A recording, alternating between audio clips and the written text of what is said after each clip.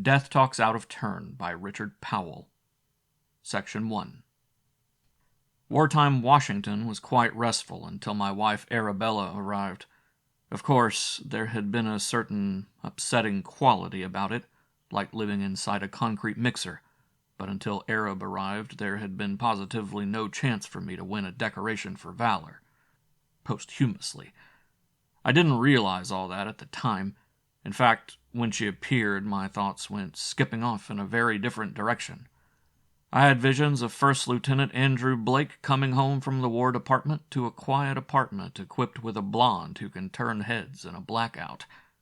I pictured her bringing my slippers and putting 3 drops of bitters in my old-fashioned and nipping my left ear just hard enough. I figured that my troubles were over. I must have been nuts.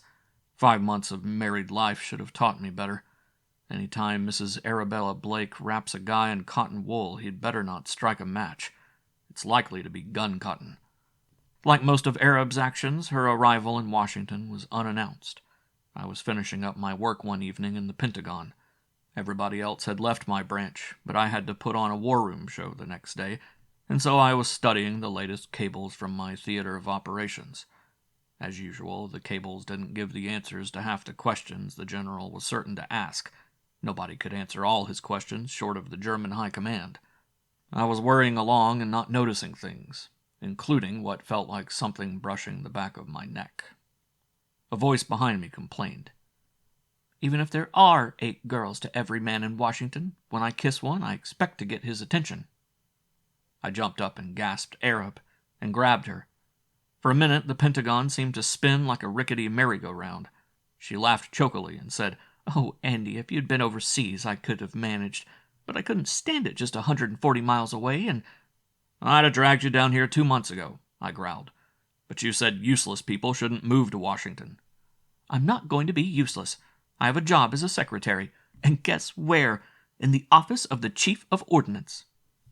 I shivered slightly. Arab had always been wild about guns. A few years ago, she was All-American Women's Small-Bore Skeet Champion. When she said she's seen the cutest little number at 127.50, she isn't talking about a new evening gown. She's seen something with telescopic sights that goes bang. Now she'd probably take up the bazooka. "I'm not sure I like you working there," I said. "They have too many things you'll want to shoot." "But you are glad I'm here, aren't you?" I looked down into clear blue eyes. My heart blinked, and I wondered for the 100th time what she saw in me. She could have had her pick of the bright young junior partners and assistants to presidents along Philadelphia's main line, but she had chosen me. Me, Andy Blake, voted most unlikely to succeed by class at Old Nassau. Mirrors depressed me, but the last time I peeked, I was reminded that she hadn't chosen me for beauty. My sandy red hair likes to pretend it's a fez, and my features zigzag as if running away from something. The Blake body is long and gangly. The technical sergeant who gave me my final type physical exam seemed to be extra careful in his poking and prodding. I wouldn't even have been in the Army but for Arab. My field artillery commission from Princeton had died 4 years before Pearl Harbor, and not even my draft board had seemed interested in calling for Blake to save the country. But Arab had interrupted our honeymoon to uncover some dirty work in the antique furniture business, and it had turned out to be a scramble with a bunch of Himmler's stooges. We got a splash of publicity, and somebody in Washington decided I had a brain, and the Adjutant General acted on my application, and I got a telegram ordering First Lieutenant Andrew Blake to proceed to Washington, D.C., reporting for active duty in the War Department. Arab should have had the commission. All I did during our antique furniture trouble was duck bullets and blackjacks and yell for a lot of law at the right time. "Glad you're here?" I repeated. "Gosh, when you came in, Look, I can't say these things properly." "You could try. You could start courting me again, Andy. You only spent 2 weeks at it before we were married, and I always felt a little bit cheated." "Cheated? How about me on our honeymoon? You got us in a shooting scrape so fast we almost saved money by using the wedding flowers for a joint funeral." "You needed to be stirred up, Andy. You were in a rut, and I'm afraid you're in one now. You've been here 2 months. You're still a first lieutenant. No citations, no ribbons, not even a badge for pistol marksmanship." "The way I handle guns," I said, I'll get a pistol badge and a military funeral at the same time. Mm-hmm. How is the war getting on, Andy?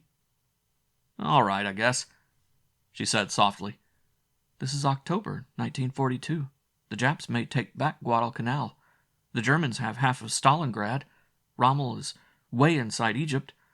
The war is getting on all right, he says. You're getting fat, Andy. I bet your joints creak. In other words, I snapped, meet Lieutenant Blake of the Chairborne Infantry. No hero, just a guy doing a job that calls for a uniform. Am I supposed to win this war single-handed? You could try, and I'm going to find out how. But first we'll get a nice apartment and have fun, even if I do have to stir you up. I gulped. Arab stirs things up in a way which reminds me of dynamite. No apartment, I said. I have a feeling we'd better rent a foxhole. And meanwhile, we've got to find a place for you to stay. All I have is a room in a private house, you know. I have a room already, Andy. It's not half as hard to find a room here as they say. I never heard of anyone else having an easy time. Well, let's catch some dinner, and you can tell me about it. We drove into Washington and had shrimp Norfolk at O'Donnell's, and she told me all the details. She had arrived early in the morning, checked in at Ordnance, and had been given the rest of the day to get settled. And while I was looking for a place, she said, I heard somebody on a bus say that there was a vacancy at a place out on Northwest Q Street, so I went there and took it. I didn't know people in Washington talked out loud about vacant rooms. I thought they whispered. Well, I was sort of eavesdropping. I suspect I won't approve of this. I don't care, Andy Blake. I was doing a lot of bus riding and began to overhear things people shouldn't talk about. One man was talking about shipping 20 locomotives to England, for example. I took down some of the remarks in shorthand. I'm going to write letters to newspapers and do a report for everybody high up I can think of and make speeches and everything. It made me furious. Okay, I'm all for you. So, finally, you heard this vacant room mentioned. What's it like? It's in a big old house. 16 girls live there, and it's owned by a beautiful refugee French woman. And some of the girls are the cutest things, and I just know they're all going to make passes at you, and you'll have fun. Whoa, I said. You're peddling this too hard. Now, tell me what I'm not going to like about the place. Well, Mrs. Fielding, she married an American, won't rent rooms to married women. She says married women who really love their husbands are always either moping around or else rushing off in a few months to wherever their husbands are. And there she is with the trouble of finding the right girl again. Well, I'm signed up with the civil service under my maiden name anyway, so she got the idea that being Miss Arabella Reynolds, I'm not married. Well, that isn't like you. You know we'll be finding an apartment and leaving her flat and... Hey! What, Andy? What am I supposed to do while you're Miss Arabella Reynolds? She said demurely. You'll have to start courting me all over again. Do I have to win you 3 times in a row to get permanent possession? It might be nice. I groaned. Before I could upset her scheme, I'd have to find an apartment. And people in Washington tell you their apartment hunting troubles the way, in saner communities, they tell you the grim details of their operations. It might take months to find a place. Months during which I wouldn't even be a husband in name only. End of Section 1. Section 2. We finished dinner and drove out to the house on Q Street. It was in a rather desolate section, quite a distance beyond Georgetown. There were only 3 houses in the block, each with several acres of unkempt grounds. Arab's house had been built maybe 30 years ago by someone who had hoped it would look like an embassy. It was a 3-story type, with a porte-cochere and oversized pillars sticking out like buck teeth. How do you like it? Arab asked, and shuddered. Ordinarily, I do the shuddering for our combination. If Arab was going in for it, something was wrong. You're holding out on me, I said. There's something you don't like about this place. Arab took a deep breath. All right, she said. You'll have to know anyway if you're going to help me. While I was eavesdropping on people talking on buses, I heard a man say, "We're having trouble renting that vacant room at 5797 Q Street Northwest. 10 girls have applied so far, but none has been right." What was the man like? He was short and fat and, I think, bald. He gave me the creeps. I don't really know why. Unless it was his glasses. They made him look blind. I suppose it was just the light was reflecting on them and you couldn't see his eyes through the lenses. So you came out here to see why they were so choosy? Well, first I went through all the papers and found this room for rent ad. She handed me a torn piece of newspaper. I switched on the dashboard light and read. Room for rent. Furnished room, breakfast and dinner optional, in fine old house, 5797 Q Street Northwest. Government girls only, must be single, highest type, cultured, prefer college or business school grad. Call or write giving full details. Mrs. R. Fielding.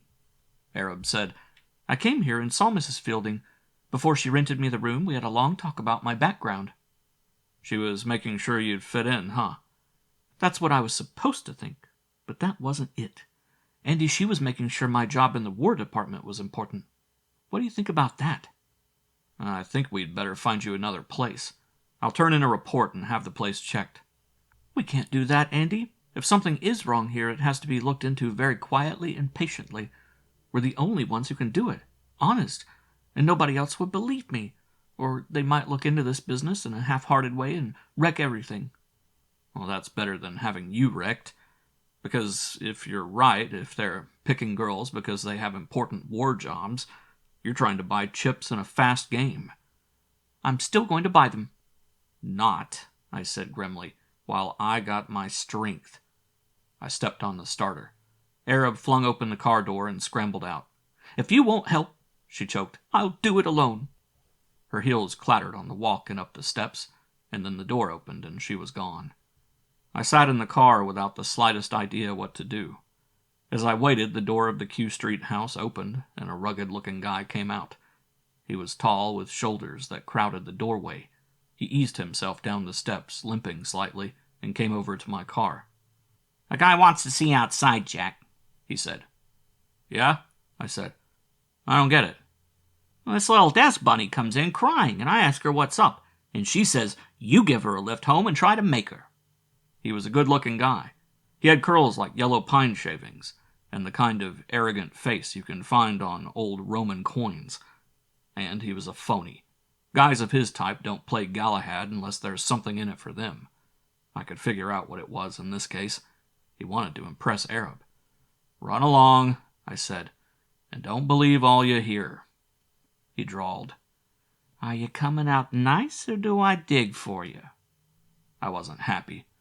The Army likes its officers to stay out of trouble, and has a few dozen regulations to that effect. But this case seemed to call for taking chances. I started to get out of the car on his side. That was a mistake. I was only half out when he hit me. My head bounced off the door frame and got caught in a cross-rip of short hooks.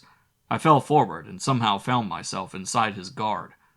My head tucked itself automatically down on his shoulder. It seemed as good a place as any to sleep. For a couple of bleary moments I hung there. Then I found my head clearing. I had been doing a little instinctive work on his grocery section, and he didn't like it. He was trying to push me away. Well, that was swell. I got a good, flat-footed stance and threw hooks at his middle. He was tough. It was like hitting a tire. He would take a lot of softening. I looked down, blinking. The guy had wilted. He was down. But he wasn't writhing slowly the way a man does when you really get to his groceries. He was sitting down, holding his knee. Get up, I snapped. Go to hell. Buddy, I growled. If you don't get up, I'll... What'll you do, kick me? Go on, Jack, kick me. It'll look swell in the Sunrise edition. Army lieutenant kicks helpless cripple. You're no cripple. He yanked up his right trouser leg and said, Well, there you are, Jack. Bad knee. And you know where I got it? Spain. I was flying an old crate for the Loyalists and knocking down Heinkels long before guys like you started wearing monkey suits. He had a brace on his knee, but that needn't mean a thing. I've seen guys with braces rack up 10 baskets an evening in big league basketball. His Spanish story was the malarkey. He was a quitter, and in that Spanish unpleasantness, no quitter would have flown an old crate long enough to knock down Heinkels. Get up, I said. You're just yellow. He made an attempt, and then his face twisted and he grabbed his knee and moaned and collapsed. I was supposed to think he had passed out from pain. Of course, he was faking. He was breathing easily. I couldn't leave him there, though, so I picked him up and staggered to the house. The door opened and a cool voice said, "I'll show you his room, Lieutenant. I saw what happened." The speaker was a woman. Her face was in the shadow, but I could see a slim figure with legs that deserved a triple-A priority on nylon. I followed her to a first-floor bedroom, conscious of girls hanging over the upstairs railing and whispering excitedly. I put him down on his bed. He moaned and sat up and said, "Get a doctor." "You are not hurt," she said. "Lie there and rest. Come with me, Lieutenant." We went into the hall, and she closed his door and said, "Let me fix your cuts." "I'm all right." "You are not all right. You have a cut over your left eye and a bleeding nose. Come along. My name is Mrs. Fielding." I lumbered down the hall after her. She didn't seem like a suspicious character. She opened a door and switched on a light in a small living room. She had delicate features, pale and clean as a cameo. Her hair was brushed straight back from forehead and temples, and then allowed to fall in a soft midnight blue wave. Her eyes had closed momentarily to shut out the light. She looked as if she hadn't slept in years. I watched her rummage through a closet. I never have much trouble remembering a pretty face, and I hadn't forgotten hers. She came back from the closet with absorbent cotton and Band-Aids and alcohol, and I said softly, "Do you still like those tall glasses of Café Nature and the tango and onion soup at Les Halles at 6 in the morning?" Her eyes widened, but she didn't seem curious. "What would be the use?" she said. "The Germans have Paris." "Shut me up if you want," I said. "But your name was Renee something or other, and you were a hostess at Zelli's, and half the college boys seeing Paris that summer were in love with you. It was August of '31. "You have a good memory." "Why not? You were Paris and mystery and all that." "I was 17 and fresh from a Breton fishing village and nothing more. What else do you remember?" "I remember we all tried to make you, and you laughed and had no time for anybody except a big happy-go-lucky kid from Dartmouth. He was half of one of their terrific pass combinations. What was his name?" "Bob. Bob Fielding."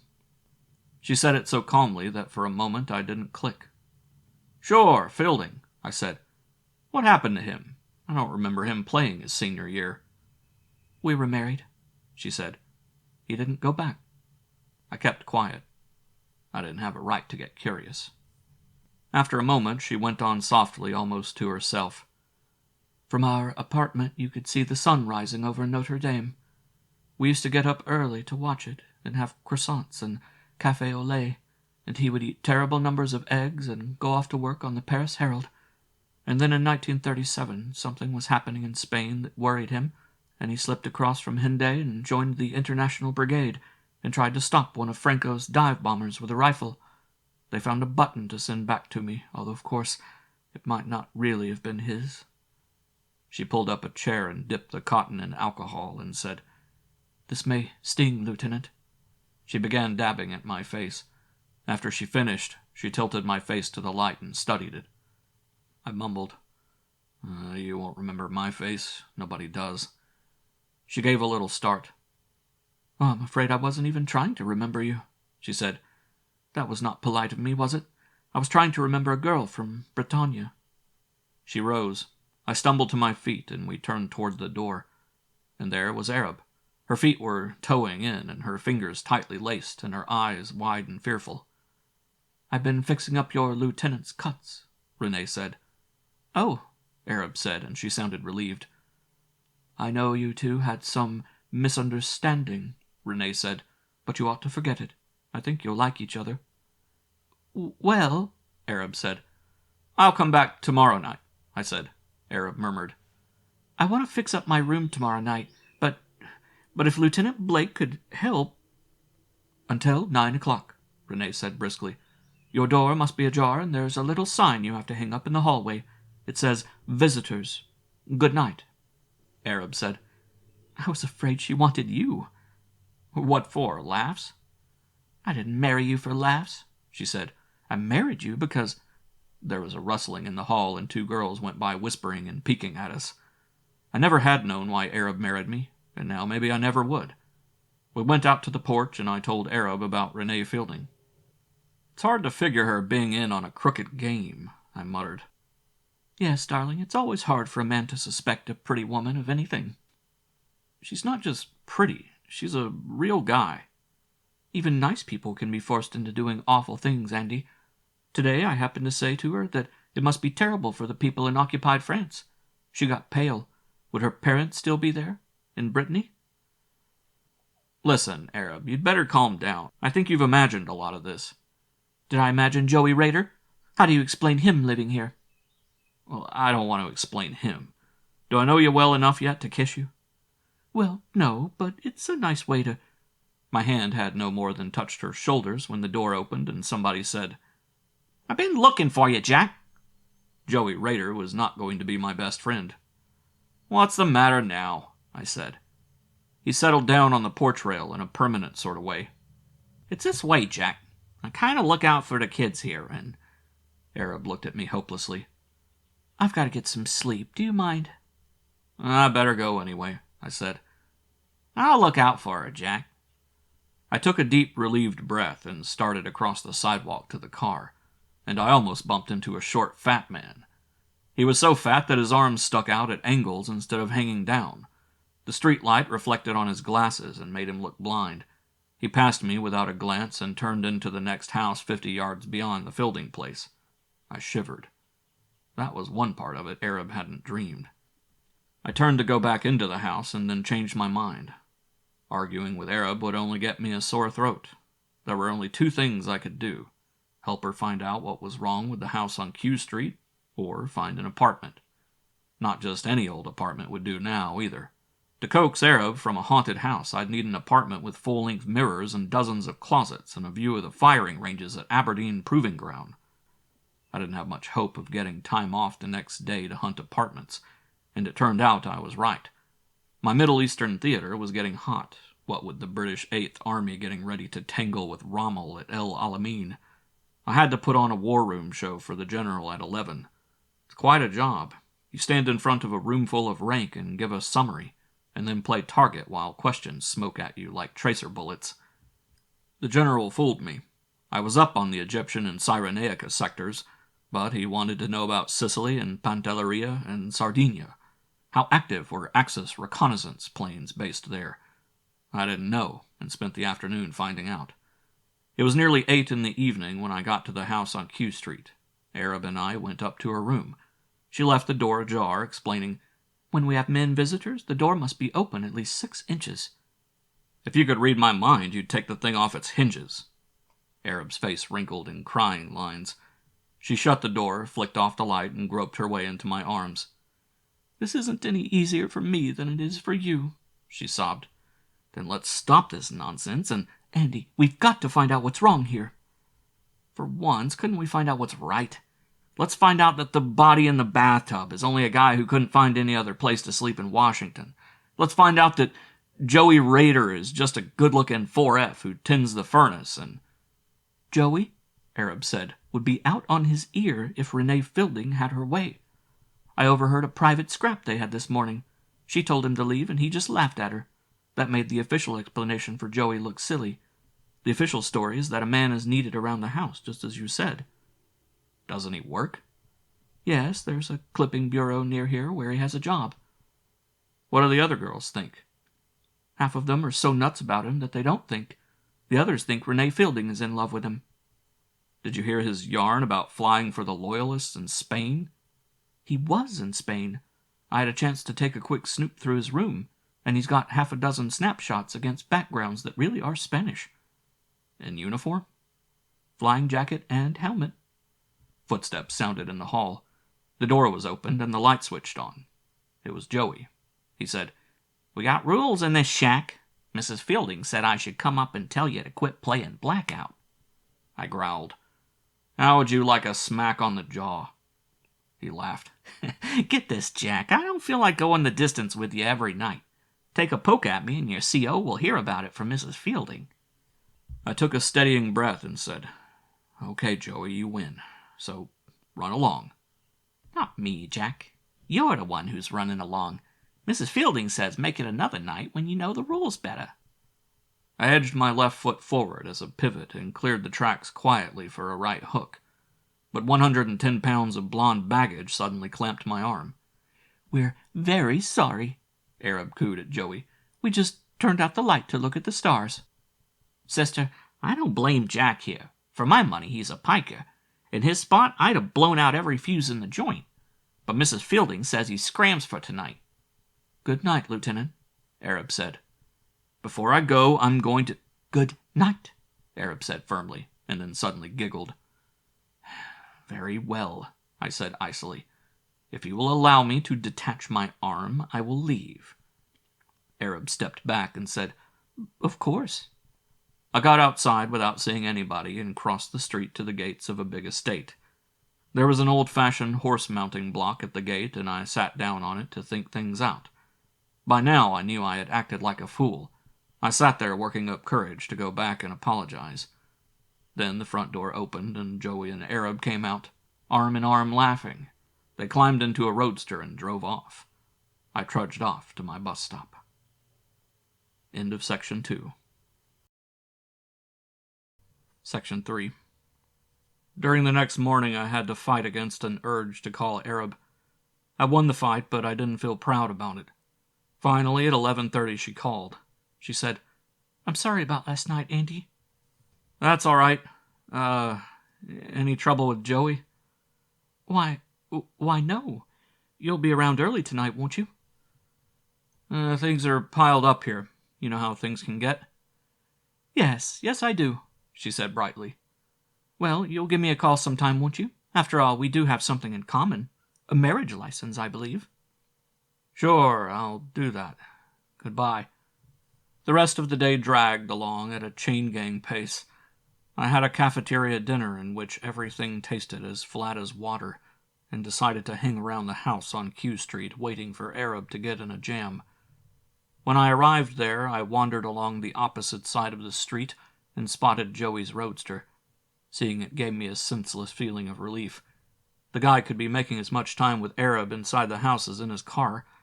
I settled down on the horse-mounting block, and I hadn't been there 15 minutes when Arab and Joey came out and drove away on their second date. This time I couldn't afford to take my toys and go home mad. I waited. It was a still night. So when the silence was ripped apart, I was on my feet even before I had identified the noise.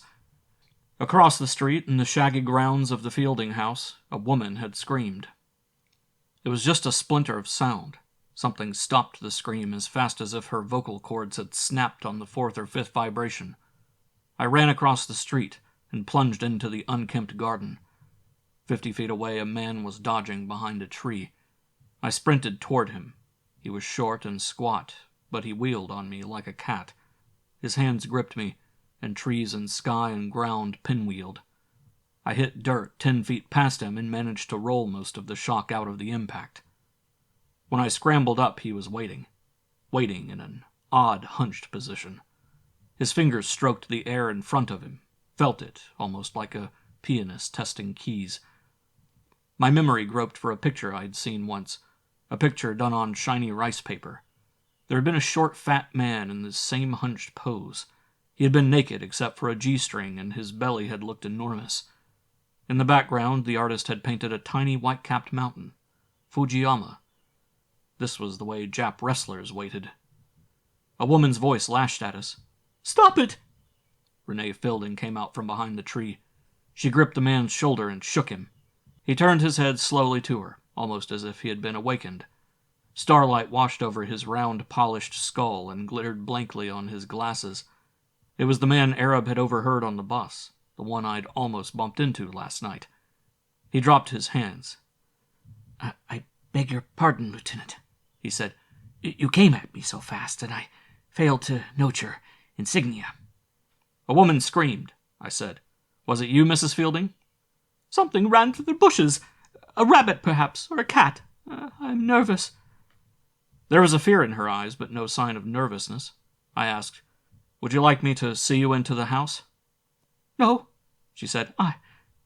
"One moment," the fat man said. "Perhaps you think she does not want to be out in the garden with me. Is that it? Is it?" He was breathing hard, pushing against me. "I don't know anything about it," I snapped. "I just asked Mrs. Fielding if—" "You think a fat man is a joke?" he said. "You think his brain does not work fast and that women are not interested in him? She is out here with me because that is what she wants. Don't you, Renee?" "Of course," she said in her tired voice. "In fact, you—" "Please," she said, "Lieutenant Blake is not interested." "My dear Renee, I do not like you to be stubborn. Perhaps you are forgetting that—" "No," she said quickly, "I have not. It is just that being put on display." "How do you feel about me?" she said tonelessly. "I love you." She moved up close to him and stroked his shoulder and kissed him. She moved like something wound up with a key. The fat man looked at me, nodding. I thought of the big clean kid from Dartmouth, and of his girl, and of the way she had laughed at the rest of us back in 31 when we tried to make her. "Good night," I said. "Wait a minute," the man said. "I have not apologized properly for my foolish actions, but you were also very foolish." "You're telling me." "Yes, foolish. Never run at an enemy that way.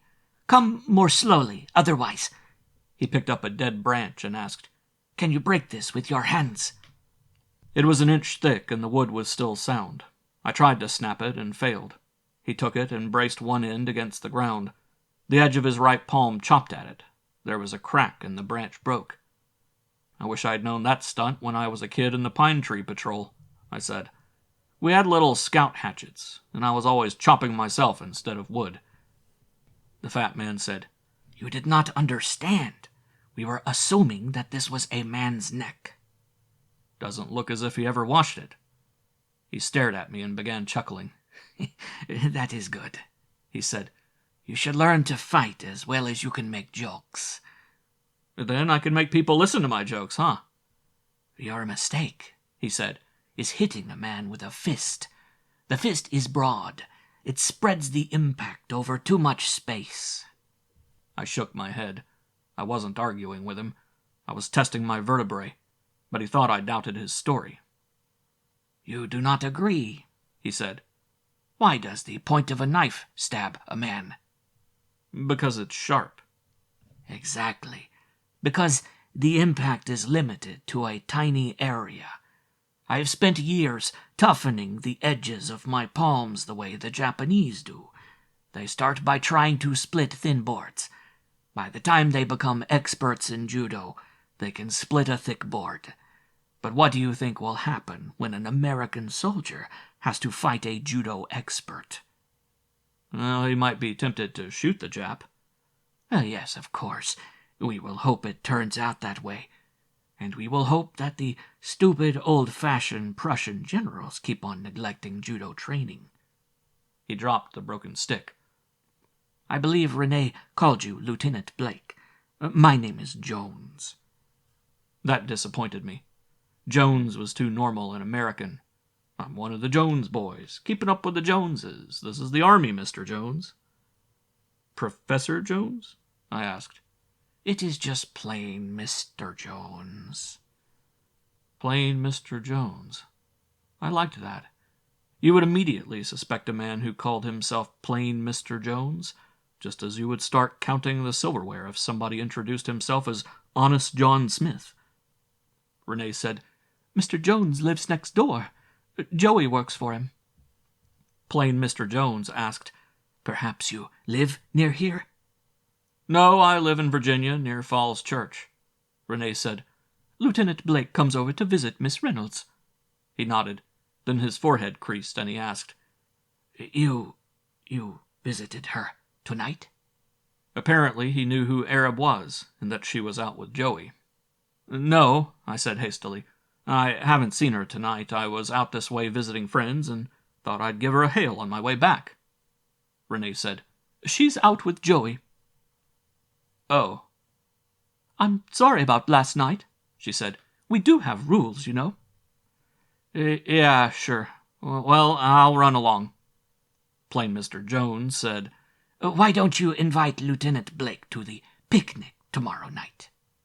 "Oh, do you think—" "Of course. Tell him about it." She said almost reluctantly, "The weather is still so nice that I decided to give the girls and their friends a picnic supper in Rock Creek Park tomorrow night. Everybody here will be at the picnic. I would like you to come." "I'd like to," I said, "but of course work might pile up." Please try anyway." She gave me directions how to get there and added, "We always have extra girls, so if... "Sure," I said. "Joey's given me tough competition, isn't he? I'll try to make it if I can. And thanks very much." 7 o'clock, Lieutenant."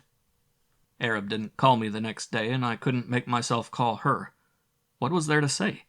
That I loved her and was moping around like a lost puppy? There isn't much glamour about a lost pup, at least not when a guy like Joey Rader is around. After dinner, I got the car. There was a mystery in the house on Q Street. Everybody would be at the picnic, and I was going to go through that house like a vacuum cleaner. A block away from the house, I pulled to the curb, switched off the motor. I put on a field jacket and left my service cap in the car so that I wouldn't be showing any insignia. The house on Q Street thrust black angles into the night sky. Its outline looked more like an unfinished jigsaw puzzle than like a dwelling. I circled the place and found quite a number of unlocked windows. Just for fun, I tested the front door. The latch moved easily under my thumb. Things couldn't have been arranged more conveniently. I started to push the door open, and then my nerves began snapping like old rubber bands. Things couldn't have been arranged more conveniently. And maybe they had been arranged. I backed away from the door. My foot skidded on something, and I picked up a dead branch neatly broken in the middle. I held the thing like a person taking lesson number 1 in snake charming. Plain Mr. Jones had been practicing. The branch gave me a start on an interesting theory. Perhaps plain Mr. Jones and his friends suspected that somebody was unusually curious about the house on Q Street. So Renee Fielding arranged a picnic for everybody. That would give the suspect a tempting opportunity to prowl through the place. If my theory was correct, the dark house was a booby trap, and plain Mr. Jones was waiting inside. But the theory needed a test. I crept off the porch and sneaked around the house, quietly opening the unlocked windows. Then I settled down behind an evergreen to watch. Finally, a nearby window began closing slowly, silently. A face appeared in the window. Starlight gleamed on the china bowl head and blank glasses of plain Mr. Jones. I knew the logical move now was to take a look through the fat man's house while he was chasing shadows in the Fielding place. So I made a wide circuit to the side of his house away from the Fielding grounds. His house was a Victorian type with gables at each end, like ears pricked up to listen. No lights were showing. It wasn't likely that his place had been turned into a booby trap too. I climbed onto the porch. A small brass plate beside the door announced, "Jones Newspaper Clipping Service." The front door was locked, but one window was unlocked toward the rear of the house. I opened it, climbed in, and listened. There was no sound except my heart, which was imitating a dishpan falling downstairs. I made sure of a line of retreat by unlocking all doors and windows, then probed around with my flashlight. The entire first floor had been turned into office space. There were more than a dozen desks, each with stacks of newspapers and scissors and trays of pins and neat piles of clippings. At a guess, he clipped half the dailies in the country. I went upstairs and examined a big study, presumably used by plain Mr. Jones. A bust of Caesar scowled from a table. One wall was paneled with books. I checked the wastebasket and found a crumpled sheet of paper containing 2 scribbled notes. "Betty, I hope I can make it, but we've been working late a lot of nights. Genevieve, it's a wonder to me that trains aren't even more crowded these days, but maybe people are learning to stay home." That meant nothing to me, but I put it in my pocket for luck. Then some bits of paper on the floor near the window caught my attention. Plain Mr. Jones had torn up a newspaper clipping, violently. The pieces were crumpled. The carbon smudges of a heel hinted that he had ground the paper into the carpet. I pieced the clipping together.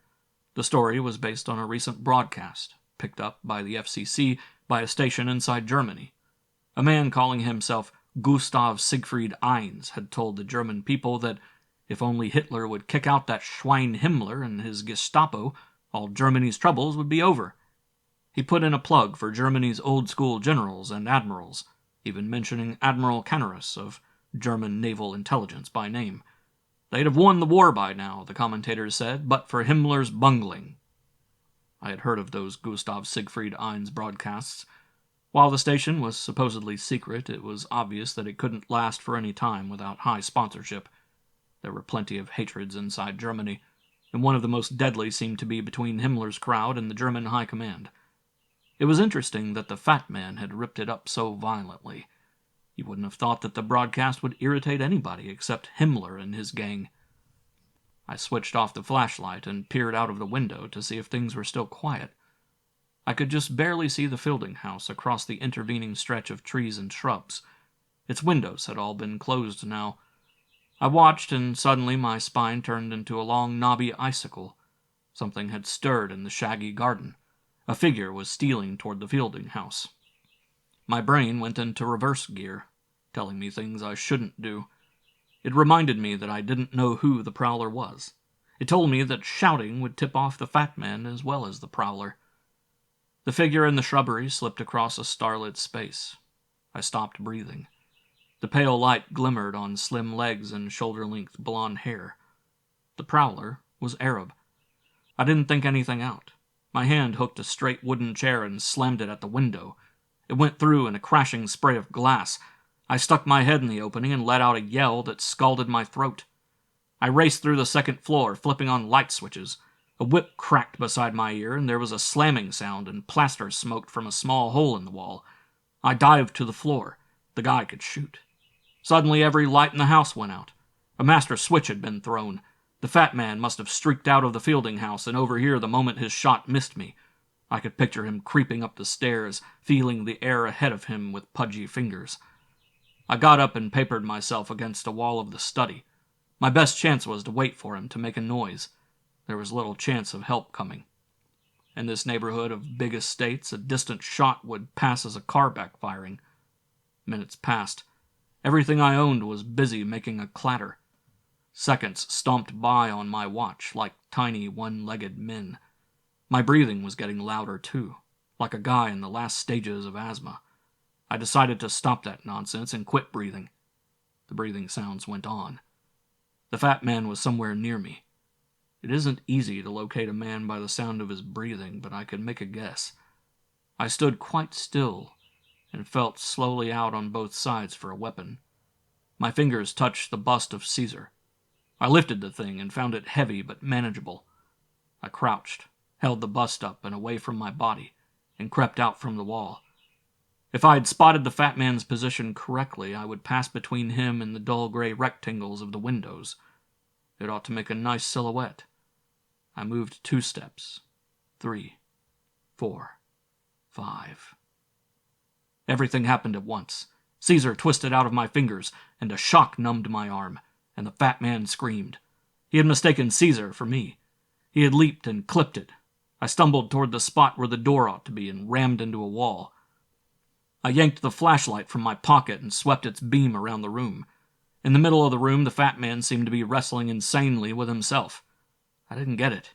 Not until his pocket ripped and his left hand swung out gripping a revolver.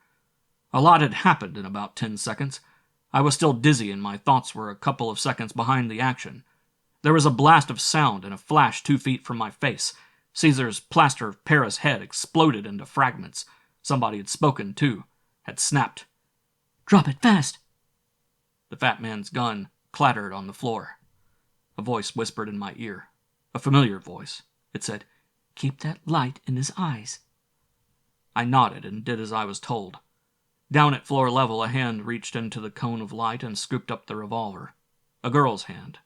It had been Arab who had spoken. Plain Mr. Jones wasn't moving.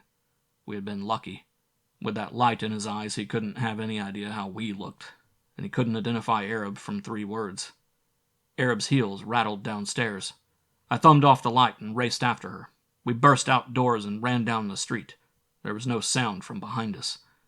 We climbed in the car and let it play Jeep for a couple of blocks. I drove silently, conscious of Arab's edging closer to me and peeking up at my face. I wanted to grab her and tell her that she was a little idiot, and I was a big one, but it wouldn't make any sense. Not with Joey Rader in the picture. Just then, she switched off the ignition and took the key. The car coasted to a halt. I frowned at her. "That was a hint," she said meekly. Thus will acknowledge receipt of your hint of October 22nd, I said. It is regretted that no action can be taken at the present time. Andy, if I didn't mean anything to you, you wouldn't be taking such care of me. I'm just trying to save a good secretary for the War Department. I'm not a good secretary. Oh, sure you are. Nowadays, any girl's a good secretary if she can change a typewriter ribbon without hanging herself. I don't want to talk about secretaries, she wailed. All I wanted was for you to kiss me, and you talk about secretaries, and I'm all mixed up. Oh, you're just upset by this mess tonight. You think I kept you out of some grief, and you're sort of grateful, and... I'm not grateful, and if I don't mean anything to you, what are you saving me for? I growled. For Joey Rader. It was like slapping her face. She took a short, quivering breath and held it, and stared at me. Oh, darling, she said, you haven't been worrying about him. Sure, I know it was silly. People start carving everything out of me that makes me tick, but it's nothing to worry about. Andy, if that's the only thing wrong, we can settle it fast. I wouldn't trade one of your 9 p.m. yawns for all the pretty speeches Joey could make. I wanted to find out what he knew. I began to feel better. He makes pretty speeches, huh? Yes, mostly about himself. I only went out with him to... Oh, you must have known about that. Is that why you've been acting so queerly? Uh-huh. I saw you both times. I wasn't really snooping on you, just keeping an eye on things. Gosh, and all I could think was... She said wistfully, Is this a good time to ask for a reconsideration of my hint of October 22nd? I grabbed her so fast that I almost took the steering wheel with me. I kissed her lips and the warm, pulsing hollow of her throat. End of Section 3. Section 4. Finally, I let her go and grumbled. We've got to be sensible. Won't Joey be suspicious about where you've been? He tried to teach me a lesson by going off with another girl, and the others are scattered all over 10 acres by now. Nobody could check upon anybody else. That sounded logical. The Jones boys probably had no interest in who went where at the picnic. It must have seemed sufficient to set just one trap in the Fielding house. I told Arab I had an invitation to the picnic and could show up with her without causing any suspicion. I changed back into uniform, and we drove out Rock Creek Parkway while I gave her an account of all my activities. She said, If you go on like this, they'll be putting you in intelligence. If I go on like this, they'll be putting me in Arlington National Cemetery. And what I've found out doesn't add up to anything. Oh, but it does. We know that plain Mr. Jones works for Himmler, and probably clips military news and sends it to Germany. He has a hold over Renee and makes her do some of the dirty work. He employs Joey Rader in his clipping bureau, and Joey coaxes his girlfriends to talk out of turn. How's that? It's the hottest collection of libel that ever burned my ears. At least, Andy, you can't deny that your plain Mr. Jones tried to kill you. There used to be a law against that. He was protecting his house against a burglar. It's legal. She sighed. All right, darling. Now what do we do? I march up to my colonel tomorrow and tell all. Oh, Andy, we were doing so nicely by ourselves. Get this, I said. The war is not billed as Arab versus Axis. Lots of people feel they own a piece of it, too. What have you found out? Not very much. I found a couple of letters from abroad in Renee's room. My French is terrible, but they seem to be from her parents in Brittany. Our arrival at the picnic caused no comment, and the rest of the evening was peaceful. The first thing the next morning, I told my chief, Colonel Parker, everything that had happened. He listened gravely and said, Your wife certainly can stir things up, can't she? This is out of my field. We'll have to take it somewhere else. He made a phone call, and then led the way to a quiet office filled with officers wearing General Staff Corps stars and silver leaves and eagles. Things seemed very ominous, and as I repeated the story, I kept reassuring myself that if it were a court-martial, they would have swords. I finished and spread my 2 scraps of evidence on a desk, the clipping about the clandestine German radio station, and the paper with the scribbled lines reading, Betty, I hope I can make it, but we've been working late a lot of nights. Genevieve, it's a wonder to me that trains aren't even more crowded these days, but maybe people are learning to stay home. Nobody spoke for a minute. Finally, a discussion started. Not much to go on, is there? You can take it up bit by bit, and it's all quite legal. Those scraps of conversation don't mean a thing by themselves. What do you know about this man Jones? Just that he runs a clipping bureau, nothing on the books against him. The question is he sending anything of value to the enemy out of the country? That's a point to check. We'll look into it, sir. And about this man Raider and Mrs. Fielding. Apparently he was in the Spanish fighting, and she came over from France in the past 2 years. The State Department may have some ideas. Lieutenant? Sir? I squeaked. Lieutenant, you will refrain from any further independent operation in this matter. If you observe anything of interest, report it to your commanding officer. That's all. Sir, I said weakly, what am I going to tell my wife? Your wife? Oh, yes. Oh, yes. Somebody seemed dubious about Arab. Enthusiastic girl, isn't she? Yes, sir. Tell her there's nothing to the spy angle and to stop playing detective. Safest thing, don't you think, gentlemen? In view of her enthusiasm? Sir, I stammered, I don't think it will work. What? Sir, you don't know Mrs. Blake. Nonsense. Of course it will work. Let her understand that you'll be held responsible for her conduct. Later in the day, I grabbed time for a beverage bar date with Arab and carried out my instructions. She was very docile about it, which should have warned me, but didn't. During the next 7 days, nothing happened at the house on Q Street. I spent every evening there and noted only one suspicious thing. Arab wanted to sit around and talk or play cards instead of going out dancing or to the movies. The war was getting hot, though. Montgomery had just launched a drive against Rommel in Egypt. Guadalcanal was boiling. The Marines and Navy had Japs in their hair, and an army task force might be on the way. Halfway around the world, Stalingrad hung in the balance. Maybe a huge convoy had steamed up the Persian Gulf, and an American army had crossed Iran and was getting ready to flood down on the German flank from the Caucasian passes.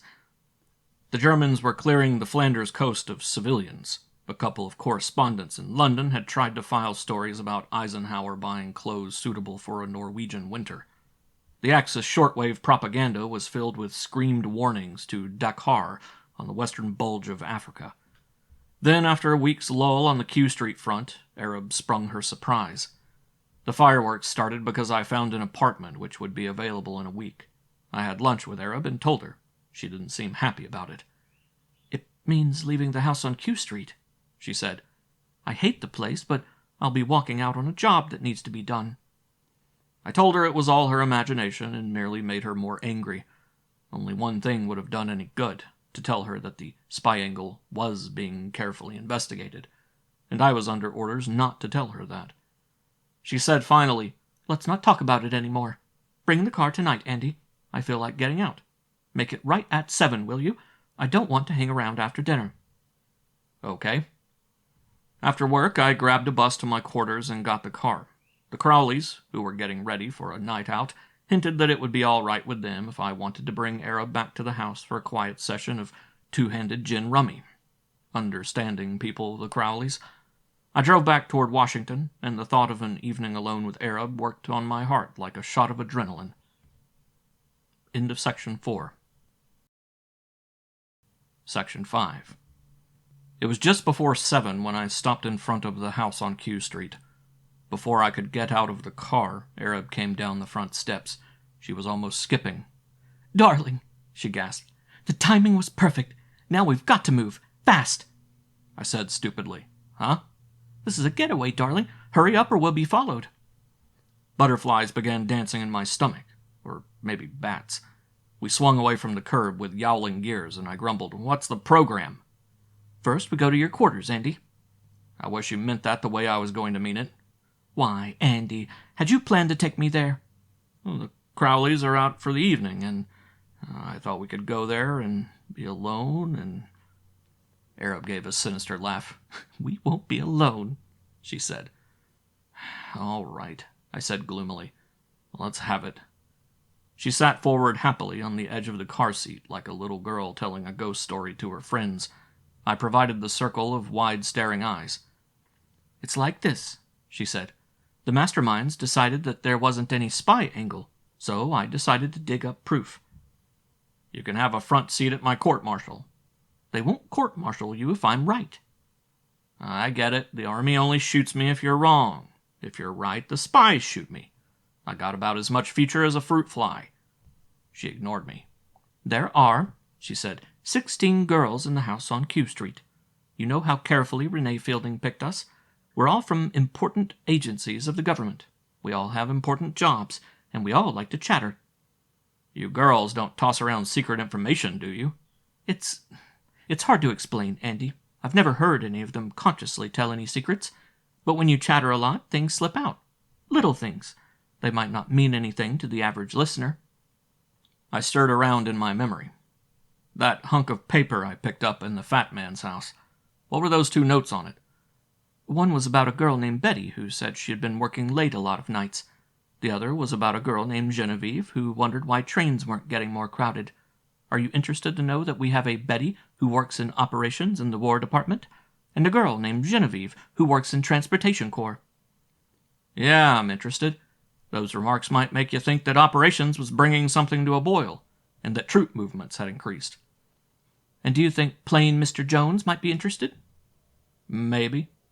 Oh, don't be so pokey. He takes remarks like that and things he learns from his clipping bureau and plays jigsaw puzzle. I'll turn in a report on it. Darling, you won't have time. I elected you to be bait. Bait? All week I've been keeping a diary. Every time I heard one of the girls drop one of those innocent remarks, I noted it down. I've quite a collection. I have it right here, and I did a translation for you today. Do your notes look hot? I don't know. Then what's all this about bait? Oh, the notes are only part of it. That's to prove that an agent could pick up information in the Fielding house. The bait part comes in proving that they are picking up information. You won't be angry, will you, Andy? Sure, I'll be angry. Will it do me any good? No. You see, at dinner I spilled everything. I babbled about how I was going out with you tonight, and how I'd have to be ever so careful what I said, because you had told me you were horrified by the loose talk going on, and had spent every evening in the past week noting down every bit of information we girls let slip. And of course, I said you weren't doing it directly for intelligence, but just sort of on your own, and would take it up with intelligence when you got a real collection. And I said you had all your notes at your quarters, and had invited me to come up and see them tonight, but I giggled and said of course I wouldn't dream of going to your rooms. Friends, I said, meet the widow Blake. So we're going back to your quarters and wait in ambush. I'll be right with you just as soon as I can run down to Fort Knox and borrow an armored division. Darling, if you think you can get help, I'm all for it. That startled me. It was the first time Arab had ever admitted we might need help for anything. I tried to imagine how our story would sound to some high ranker of the military district of Washington. He would listen politely, and the next thing a doctor would be tapping my kneecap to see if the reflex was normal. With that story, I muttered, a guy would be a fool to lend us even 1 MP. So we have to do it alone, Andy, and we've got to do it. This is our one chance to make Joey and his boss come out into the open. If they raid your room, we've got evidence. What makes you think they'd pull a raid? They might decide it's a trap. That's just it. They've got to find out if it's a trap. Because the mere setting of a trap would mean they're suspected. I couldn't decide whether her reasoning was sound or not. At any rate, we had to give her plan a chance. We would go to Crowley House and study Arab's diary. If it contained anything of real importance, we could get some fast action from the War Department. Okay, I said. Put on your wedding ring, Mrs. Blake. We're about to play house. Darling, you're wonderful. They ought to hang a medal on you. They can hang a blonde on me. More practical. Any offers? 1, Arab said, snuggling close. And that's all there had better be. The Crowley House sits on a knoll out beyond Falls Church, with 30 acres of Virginia farmland to itself. We turned off the main road onto a hedge-bordered lane. I cut through a gap in the hedge and drove bumpily back over the meadow, paralleling the lane as far as possible. That got my well-known green coupe far enough away from the house to escape anything but a thorough search. We walked the remaining few hundred yards to the Crowley place and found it quiet and deserted. Let's see your notes, I said. Arab spilled the contents of her handbag on the table. I picked up the notebook and sheaf of typed paper. Bring the rest and let's go to the cellar, I said. Can't we stay here?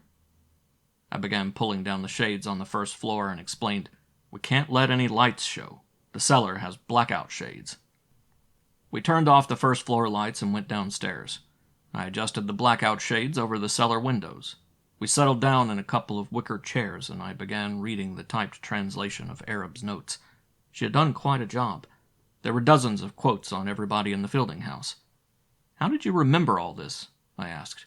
"It wasn't hard, Andy. If I were reading, I made shorthand notes on the page.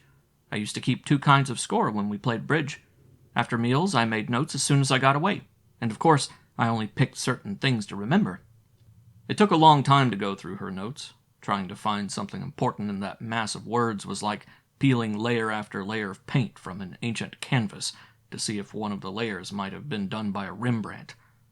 I read them again, and this time I checked every quote with a list which identified the job held by each girl.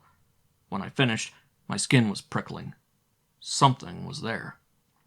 I said, "Look at this," and pointed to a conversation Arab had recorded that morning. She had written, "Jane, finishing breakfast. Hamdullah." Evelyn, "What did you say?" Jane, "Hamdullah. Muslims say it after every meal."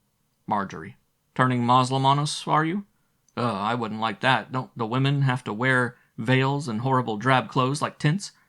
Jane, "Well, yes, outdoors, but underneath they wear nice bright zippy things they can only show when they're at home." Evelyn, "Think how they must swelter." Jane, "Oh, I don't know. They have mountains in Morocco and Algeria, and it snows in winter, and you could even go skiing."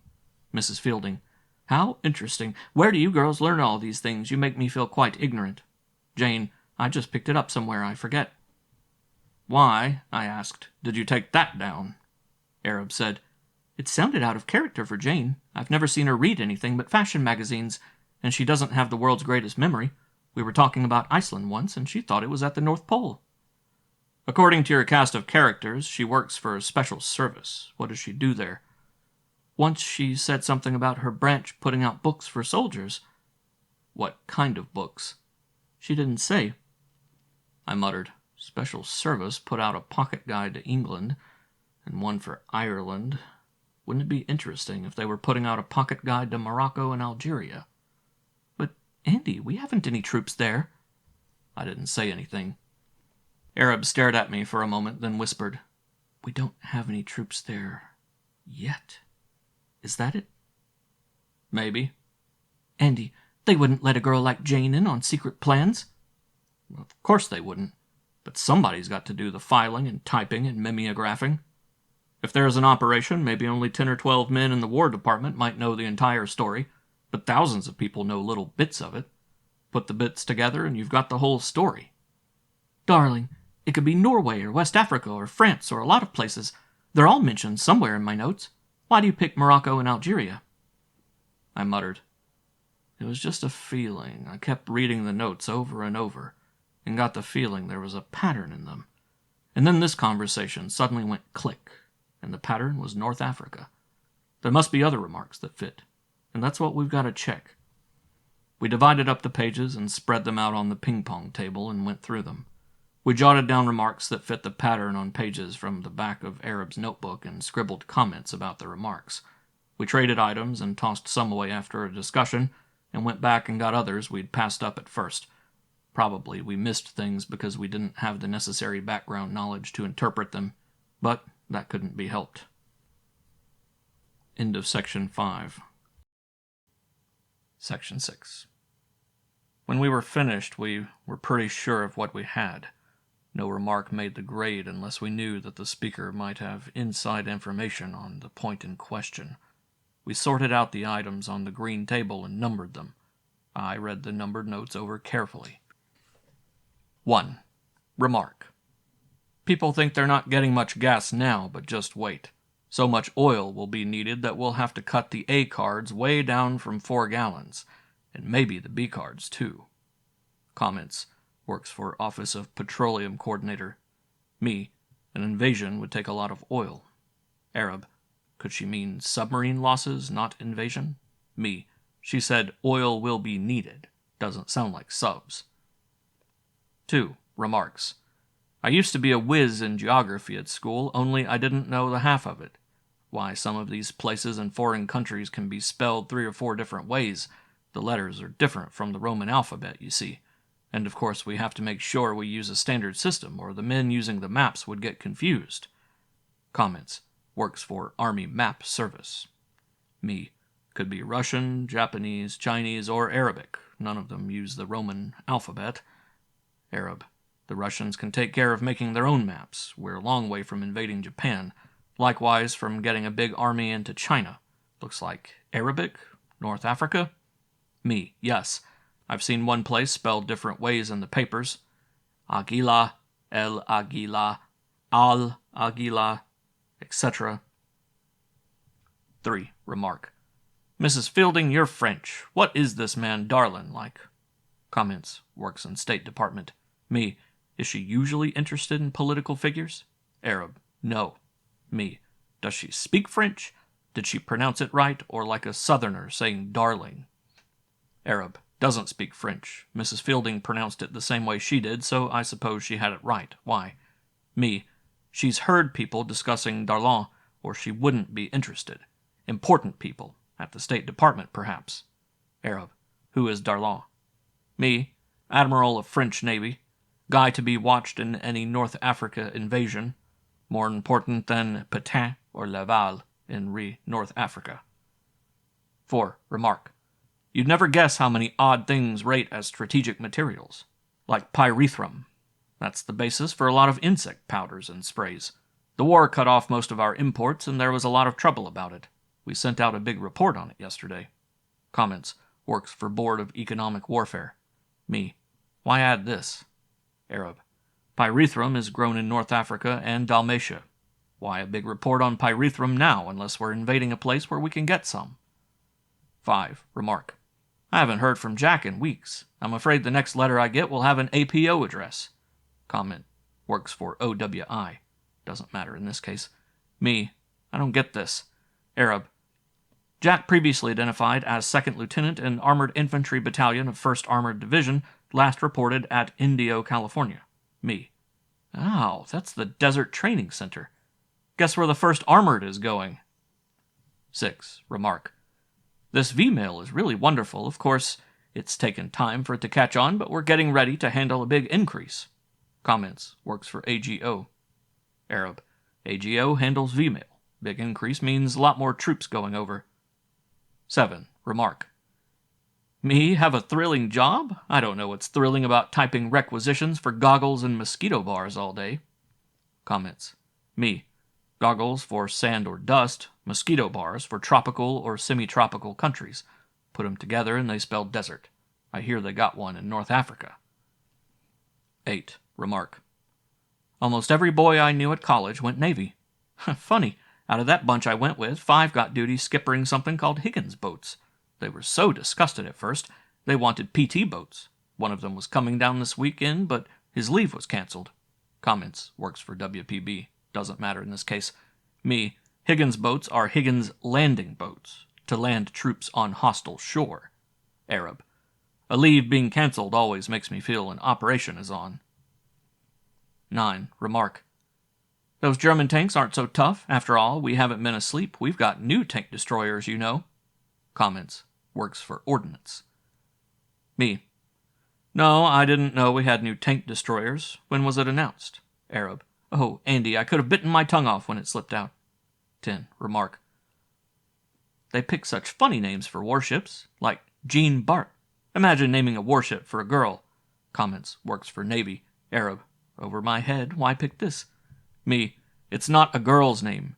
Jean is a masculine name in French. The Jean Bart is a French battleship known to be at Casablanca in Morocco. She's heard some talk about it in the Navy Department, or done a report mentioning it. We land at Casablanca for one. 11. Remark. I thought we'd have a grand weekend, but Eddie could only get a 6-hour pass, so my trip wasn't really worthwhile. And he was so miserable. Everybody in his outfit had more inoculations. Comments. Works for Treasury. Doesn't matter in this case. Me. What outfit, buddy? Arab. The 34th Infantry Division. Me. Kiss the boys goodbye. They're in a staging area getting processed before going overseas. 12. Remark. We had quite a requisition for silver stars somebody's taking somewhere. Comments. Works for Quartermaster Corps. Arab. Lots of medals, lots of men, right? Me. Yes. Silver stars for gallantry in action. Commanding general would take them. It means infantry, artillery, tanks. Air forces go in more for DFC and air medal. 13. Remark.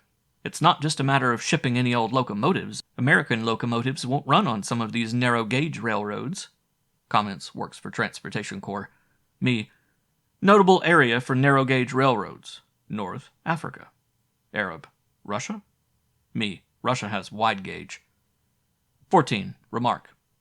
They've had the poor boy climbing down some kind of nets from ships for weeks, he wrote me. Comments. Works for OCD. Doesn't matter in this case. Me. This one slipped by field sensor. He climbs down cargo nets into Higgins landing boats. Has she ever mentioned his outfit? Arab. 1st Infantry Division. His letter was from Scotland. 15. Remark. I had to type a report on red and black scorpions, and it made my skin just crawl. Comments. Works for U.S. Public Health Service. Arab. More North Africa? Me. Looks as if. 16. Remark. They have the cutest little tractors and scrapers they carry in planes. Comments. Works for Army Air Forces. Me. And they build the cutest airfields at a moment's notice while the enemy isn't expecting it. 17. Remark. I wish I didn't have a job where I hear so much. It scares me to death. I haven't been talking in my sleep this last week, have I? Comments. Works for Maritime Commission. Arab. I could have shot her. We all know her boss has something to do with scheduling sailings of merchant ships. She might just as well have come right out and said they've been collecting ships for a huge convoy. I finished reading and growled. Nobody mentioned D-Day. We're going to put the enemy to all the trouble of finding out all by himself when we land in North Africa. Andy, I'm so scared I don't quite know what all this adds up to. They mean a huge operation. Witness V-mail, a lot of silver stars, many cargo ships being collected, and a big demand for oil. And how much points to North Africa? Pocket guide to North Africa, maps probably using Arabic place names, Admiral Darlan, Pyrethrum, 1st Armored Division trained for desert warfare, goggles and mosquito bars, narrow-gauge railroads, reports on scorpions, battleship Jean Bart, which even gives us one landing place, Casablanca, but it sounds like a lot of landings. And it also sounds as if we're going in to stay, doesn't it? What else have we found out? Well, it's a joint Army-Navy operation. The boys climb down the cargo nets into landing boats, grab beachheads, build airfields with airborne equipment, throw new tank destroyers at Germans. Among those present will be the 1st Armored Division, the 1st Infantry Division, now in Scotland, and the 34th Infantry Division. We catch Rommel in a vice between the invasion forces and the British 8th Army from Egypt. It's all right to say it sounds thrilling, isn't it, Andy?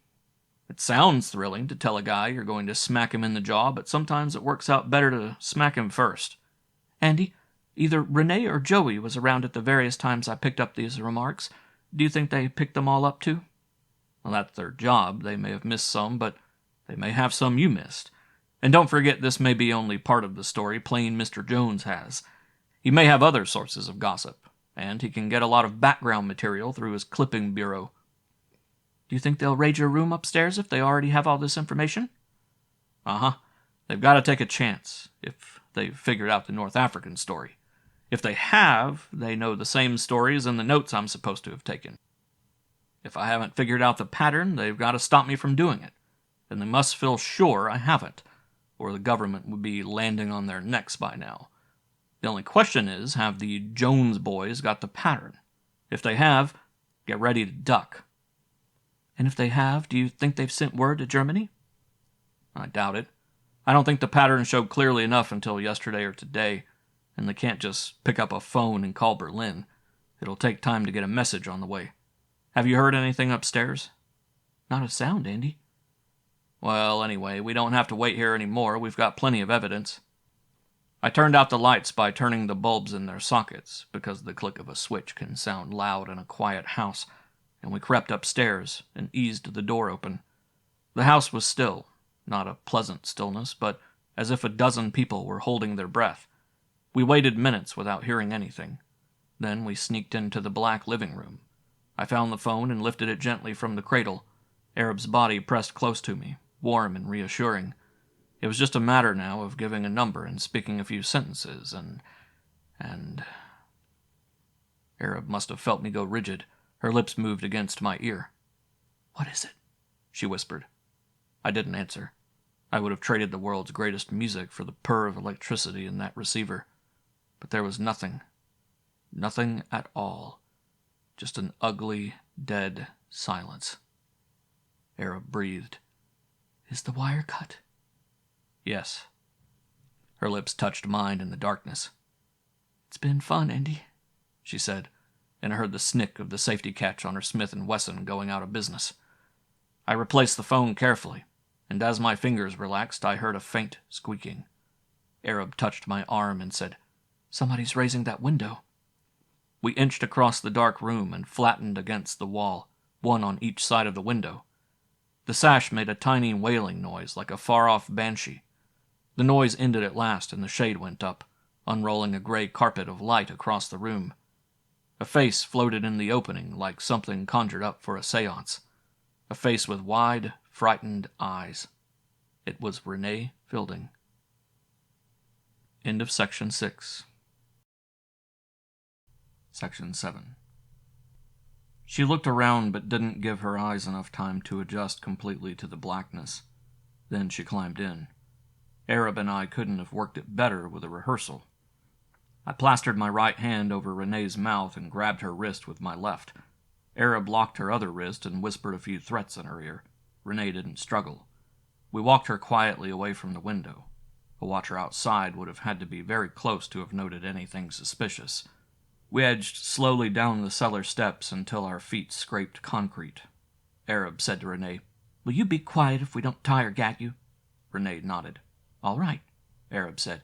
"But if you scream, you'll be sorry. I'm not soft-hearted like Andy." I let her go, and Renee said huskily, "Why should I scream? When I do not come out, they will know something has happened. They will come after me. What does a half hour more or less matter?" "I used to know a swell song," I growled. "It was called Marseillaise. It never used to sound like the Horst Wessel song. Are they the same now?" She looked at me with sleepless eyes. "I have forgotten the tune. We of the new Europe have no songs." "I used to know a swell guy, too. A big kid from Dartmouth named Bob Fielding. He married the prettiest girl who ever walked through the door of Zelly's. He was killed in Spain. I thought he was killed fighting the Germans." "Everything gets killed fighting Germans." "This might be a good time to see how they like being killed." "How would you like your family to be threatened with the concentration camp if you didn't obey orders?" Renee asked bitterly. "The Nazis wanted me to work for them. I could get in this country because marrying Bob had made me an American citizen. I held out for almost 5 months. How long would you have held out with your parents' lives at stake?"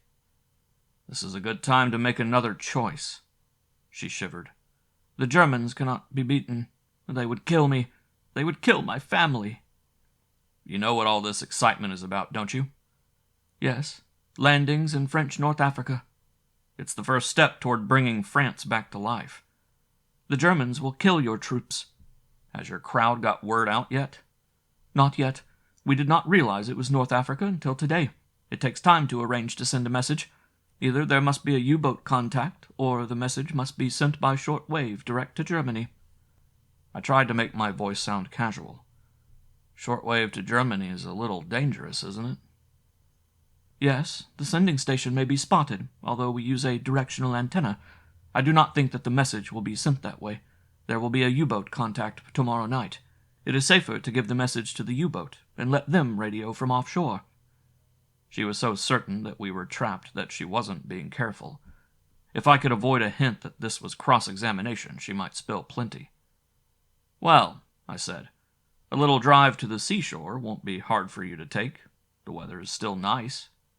"It takes too long. I do not like driving 5 or 6 hours." "Yeah, you get to thinking it's not that far, but actually it's a good long way to down around Virginia Beach." "Virginia Beach? It's not there, it's in New—" She chopped off the sentence and said, "The more I tell you, the less chance you will have. I do not think you have much chance now." "Then what's the harm in a friendly talk?" She didn't answer, and I turned to Arab and complained, I booted that one, didn't I? Well, anyway, it's New York or New Jersey. Nobody could have done any better, Andy. It was just... Listen. I cut short and inhale. I don't hear anything, I whispered. Arab picked up the Smith & Wesson. I want to make sure. She crept up the steps and crouched at the cellar door. Then she turned and whispered. Get the flashlight from my pocketbook. I got the flashlight and went back to the cellar stairs to see what she wanted with it. The stairway was empty. I took the steps 3 at a time. Just as I reached the top, the lock clicked into its keeper. Arab, I whispered. Come back here. From the other side of the door, she whispered back. We've got to make a break for it. I'm going out the back door. If anybody outside tries to stop me, I'm going to shoot. Open one of the front cellar windows. If you hear any shots or noise, get out and run. A big disturbance out back ought to make them forget the front. If anybody's going to draw them off, I'm going to do it. Open this door. No, darling. I'm the one who can shoot, so I'm going first. I'm going to kick this door down if... Andy. Well? Andy, this is bigger than either of us. One of us has to get away, and this is the best chance. Promise me you won't run around to the back and try to help me. You open this door. Andy, you couldn't help. You haven't a gun. We'd both get caught. And we've got thousands more people to think about than ourselves. Promise. I took a deep, shuddering breath. All right. Andy, if anything happens, I'm sorry I used to steal the covers from you and use up all the bath towels after a shower. Quit it, you idiot, I mumbled. Give me a minute to get the cellar window open, will you? No, darling. That would give you time to make the first break. 30 seconds, and I'm starting to count now.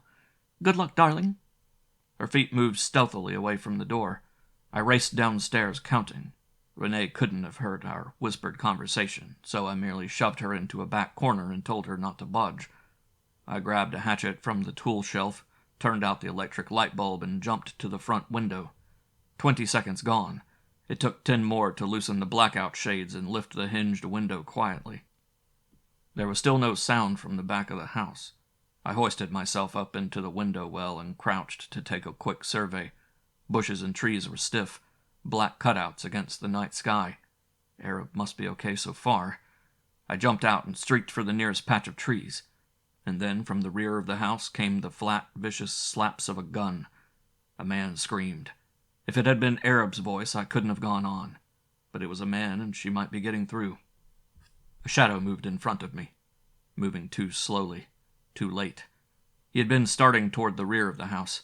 I saw the faint blue gleam of a gun, but he never got a chance to use it. I whirled the hatchet at him, heard a thud. The white smudge of his face vanished, and I raced past into the trees. All the way down the slight hill and across the meadow, I had to keep telling myself I hadn't any right to go back.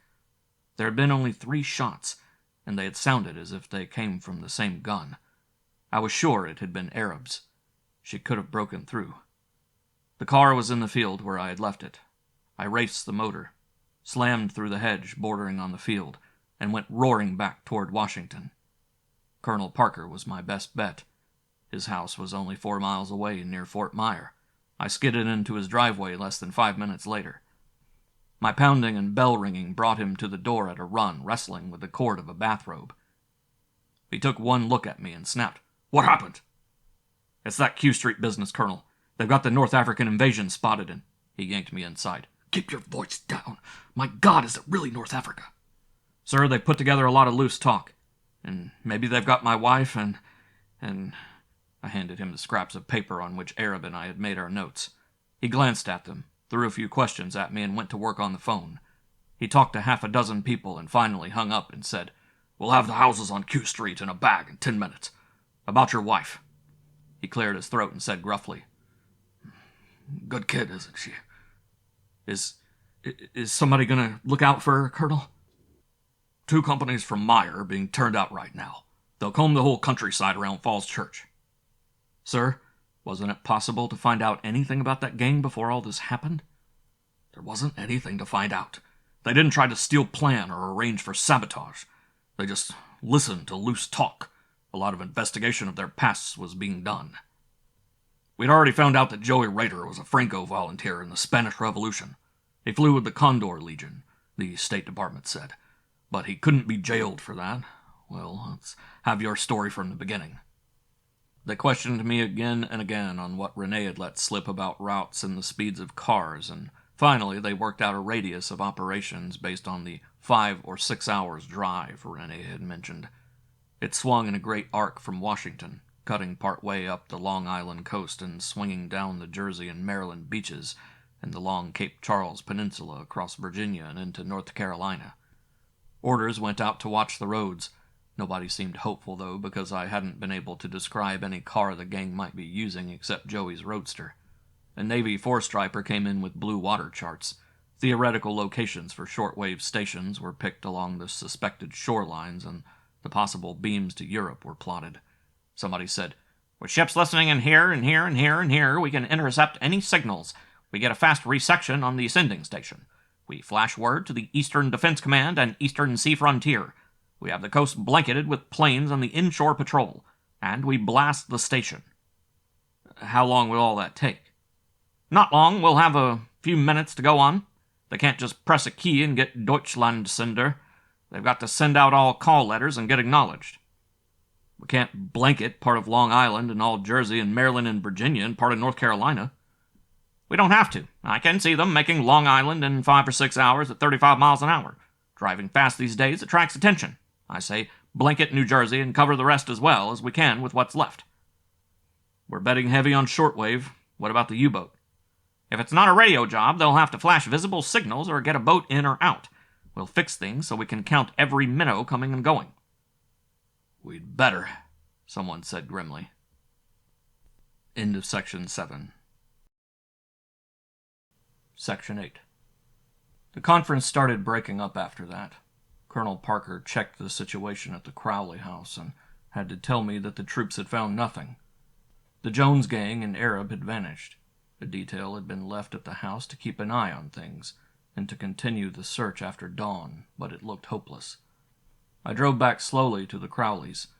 I couldn't get it through my head that Arab might be merely a small, huddled shape somewhere, her bright hair stirring only when the night breeze fingered it. Things like that couldn't happen to Arab. It was unthinkable. She was the sort of being who ought to go on, forever young and gay, like Peter Pan or Alice in Wonderland or Dorothy of the Wizard of Oz. I turned into the long lane to the Crowley house, and suddenly my nerves twanged like high-tension wire. I mashed the brake pedal to the floor. My headlights had gleamed on a small white sports shoe lying by the side of the road.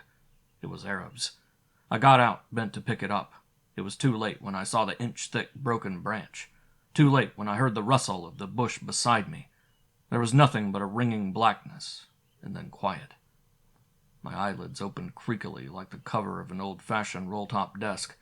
Something was goggling down at me. Its face was blurred, but I could see flat eyes like those of a huge fish in an aquarium. I blinked and took one last round trip on the swing and then got my eyes focused. The fat man was staring down at me. "Did you like my little trap?" he asked. I tried to ask where Arab was and couldn't. My tongue wouldn't bend around the words. I moved my jaws and felt pressure against the corners of my mouth. I had been gagged. My hands and feet were tied, and I was lying on the floor of a car. "We are going to the seashore," he said. "Until now, it was easy to bring a live body as a dead one. But if you make any disturbance, it will be different. I have gone to much trouble to get you. It was not easy to dodge your troops while waiting for you to return. I've gone to much unnecessary trouble to bring you, when all that was needed was to keep you from talking any more." I tried to look completely unconcerned. He didn't know about the remarks Renee had let slip in the cellar. There was no way he could have known unless Renee had confessed. We were going to the seashore hangout, and he didn't suspect that its existence was no longer a secret. I stared around. Nobody else seemed to be in the car. It was daylight, perhaps early noon. There was no sign of Arab. He said, "If you are quiet, you will see your wife later. It was stupid of Renee not to realize that you two were married. You are to lie still. I have no time for foolishness. It is a long drive, and I must go slowly and must use only side roads." He tucked a blanket back over me, covering me from head to foot. returned to the front, and drove on. I lost track of time. Twice I heard the sound of cities and felt the cars stopping for traffic lights. It might have been Wilmington and Philadelphia.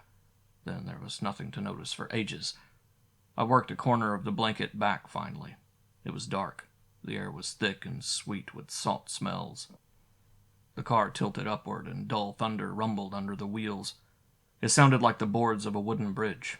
We must be crossing one of the wide Jersey bays to an island. The car went on for a while, then stopped.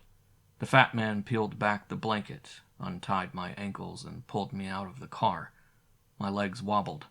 My feet tripped in sand. Half a mile to the rear curved a bay with tiny waves glittering like sequins under the starlight. To the right and left, sand dunes and bayberry bushes stretched off endlessly. Ahead was the mumble of surf and the dark bowl of a big old house. "We're lonesome here," he said. "Nothing but dunes for a mile each way. The rum runners used it in Prohibition." He pushed me up a trail through the bayberry bushes. "The Powell house," he said, pointing to a low concrete building near the house. "The rum runners stored liquor there. Observe the loopholes near the roof of the Powell house in case what they call hijackers." They were lawless times. We entered the house. The downstairs rooms were dimly lighted, empty. Blackout shades covered windows and doors.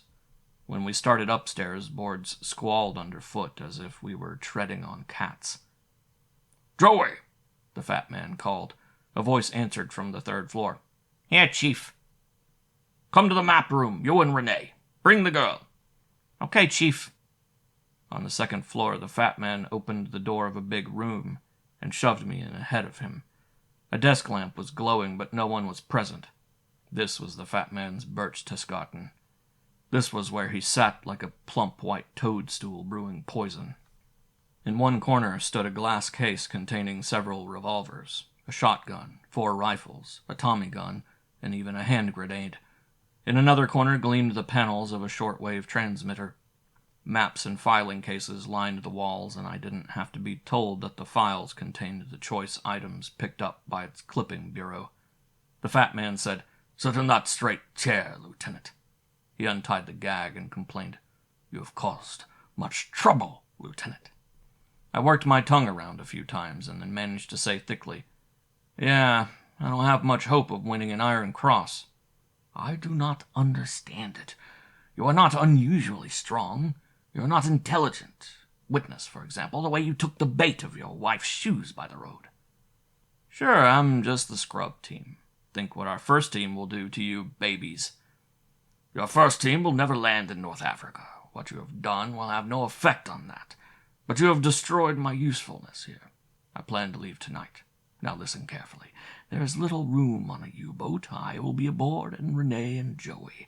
There might be room for 2 more if the 2 are sensible, if—" Footsteps sounded in the hallway, and somebody gasped and ran across the room behind me. A shawl of bright hair tumbled over my face. An Arab was laughing and crying, and her lips were fluttering against mine. "Andy," she sobbed. "Andy, are you all right? Are you hurt?" "Nothing wrong," I said, "but paralysis of the brain. How are things going?" It could be worse. Joey grumbled. "What'd you bring him for, Chief?" "To keep him from talking, because he may be useful, because it amused me." Joey scowled at me, yanked Arab away, and jammed her into another chair. "Sit down," he snapped. "If you want to see Jack here, mussed up, just make another pass at him." The fat man laughed.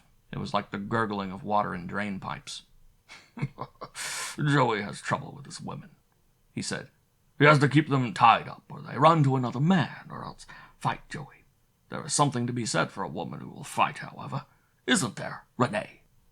I twisted my head around. Renee walked slowly into the room.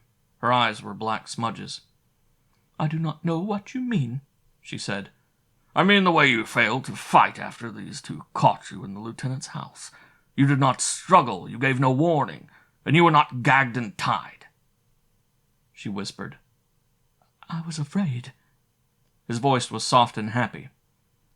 "When I have time," he said, "we must talk about you being afraid." He touched her glowing black hair, caressed her throat.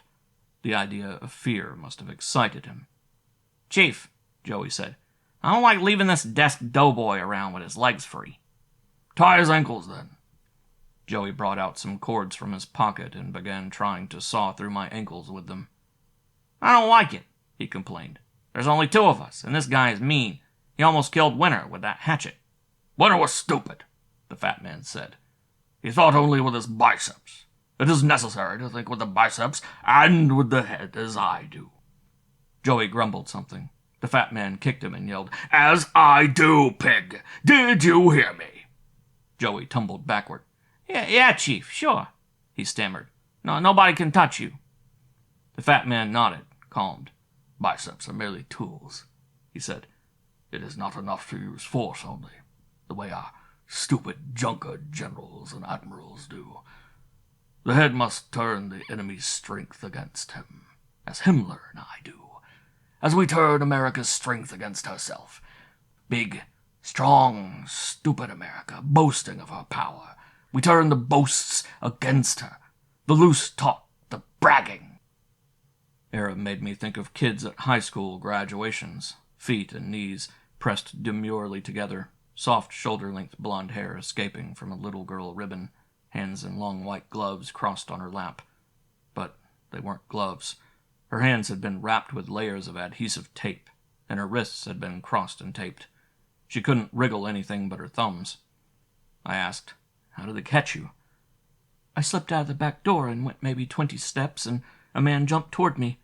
I shot at him, and he screamed, and then I turned and saw plain Mr. Jones right behind me, and that's all I remember." "Judging from the yell," I said, "you hit the first guy." Joey shivered. "She winged him all right." "I suppose," Arab said, "they're hidden away somewhere around Washington. They'll be picked up, won't they, Andy?" "Sure." "Andy, is there a chance for us?" I shook my head. I didn't dare hint that the Sea Frontier and Defense Command people were alerted. And for New Jersey. There might even be a chance of help from the land, although it wasn't likely. It would take 10 divisions to comb the long New Jersey coastline, and there wasn't nearly enough time for that. "No chance," I said. "Sorry." The fat man had been in a kind of trance all this time. Now he spoke sharply, shrilly, to someone in his dream world. "No chance," he echoed. "There is every chance. Give us the Wehrmacht, and the Luftwaffe, and the Navy, and we will give you the world. Kill the Schwein Canaris, and Goring and the others who hate us. Call on us. Call on the Gestapo to save—" Chief, Joey cried. The fat man shook himself. The blind glasses swiveled slowly toward Joey. "Yes?" "Chief, you started having one of those spells again. You were working yourself up about Canaris and the others, and it's late. It's past 11. You gotta be on the ball for the contact, and there we gotta figure out what to do afterward." The fat man was awake now. "Afterward," he said, "we will start back to Germany." "On that sub?" Joey asked. "Look, those things got a habit of dunking themselves 3 times and coming up twice, and I'm just beginning to get friendly with the dame here." "We will take her and the lieutenant. They will be able to give us much helpful information. After we teach them to be sensible. Turn out the lights, Joey, and raise the shades." The room blacked out, and Joey raised the shades. The windows were broad and high. The Atlantic filled the room with a misty, reflected glow. The rising moon swung low in the sky like a shard of yellow pottery, inlaying the waves with chromium patterns. Somewhere out there, the convoys were on the first lap of their voyage. I could guess the course. A feint toward Iceland, one toward Dakar, another at England. The subs would spot them, of course. You can't hide 1,000 ships. But the Nazis wouldn't know where the Armada would strike. Back in Kiel and Wilhelmshaven, the German undersea lords would go slowly crazy over their charts and colored pins, because one wolf pack, or even 2 or 3, wouldn't dent the convoys. It would take every Unterseeboot that could turn a diesel and get off a tin fish to stop this fleet. And to mass the U-boats would take time. 2 or 3 days' warning would be useless. They needed a week at least. If everything clicked, somewhere off Gibraltar, the convoys would meet other task forces from English ports. 1,000 ships would blast through scattered U-boats and spill a tidal wave of flame and steel on the beaches of North Africa. But if the subs were masked, waiting off Gibraltar... The fat man was setting up a tripod topped by oversized binoculars. He took a compass bearing, adjusted the binoculars, south-southeast. I stared across the glimmer of waves. Nothing showed. Of course, the sub might be lying well out, decks awash. Plain Mr. Jones hadn't touched the shortwave transmitter, so the contact must be by visual signal. That was one of the things the Sea Frontier and Defense Command were healed for. What the fat man and the sub-commander could see, our boys could spot just as well. And there had to be destroyers and corvettes off the coast. There had to be. End of Section 8. Section 9. I stared out to sea and thought I spotted a shadow. Chills whisked across my skin. There was a shadow. It was just entering the moon lane, east by north of the house. A black sliver of steel, easing across the chromium-tipped waves. It carried 4 tilted funnels. That meant only one thing. Out there, one of the World War tin cans was snuffling through the waves, saving her strength like an old bird dog. She must be 4 miles north of the spot where the fat man expected his sub. I tried to pray her south. The silhouette narrowed suddenly. She was swinging north again. Sweat stung my eyes. By the time I blinked them clear, the moon lane was empty. The fat man stooped, fumbled with a floor plug. "This," he said, "is a nice application of a well-known principle." I thought, go on, show off. You'll still get in trouble when you start flashing lights. He said, "It is the same principle by which doors open when a beam of light is interrupted." I began to feel sick. He wasn't playing with oversized binoculars. It was something tricky. "We have here," he said, "a piece of signaling equipment." He chuckled. "The lieutenant has been hoping for a wild display of lights. He has been hoping that I would not see the destroyer to the northeast. You could have your whole 5-ocean navy out there, and it would not matter. It is almost impossible to spot a periscope at night, and that is all that our friends will show until everything is safe." I said hoarsely, "After this build-up, your gadget better produce black magic at least." "Red magic," he said. "It produces a beam of infrared light. To send signals, one merely interrupts the beam. Nothing can see the beam except a photoelectric cell through a lens fitted with the proper filter. One set is here, one on the U-boat." He peered at his watch. 11:15, he said. "The contact spot is carefully charted. Our friends will be cruising there at periscope depth. We will not be interrupted." He bent, looked through the eyepiece of the set. Arab whispered, "Andy, is there really a destroyer out there?" "He says so." "Listen, Chief, if you get destroyer fever, how will we board your sub?" "First," the fat man said, "I will make my report, in case of accidents. Then, if everything looks safe, I will have them send in a rubber boat. If the destroyer stays around, I will send its position, and we will see what new torpedoes do to old warships." "We'll never get aboard if there's torpedoing." "Oh, yes, it will be easier. If the ocean is filled with survivors, who will suspect a rubber boat? Who? Ah!" He had a contact. His right index finger tapped a key. It was frightening. No flash, no crackle of electricity, just silent, broken streaks of infrared beaming out to sea, reflecting down through the prisms of a periscope, coming out as dots and dashes from a photoelectric cell.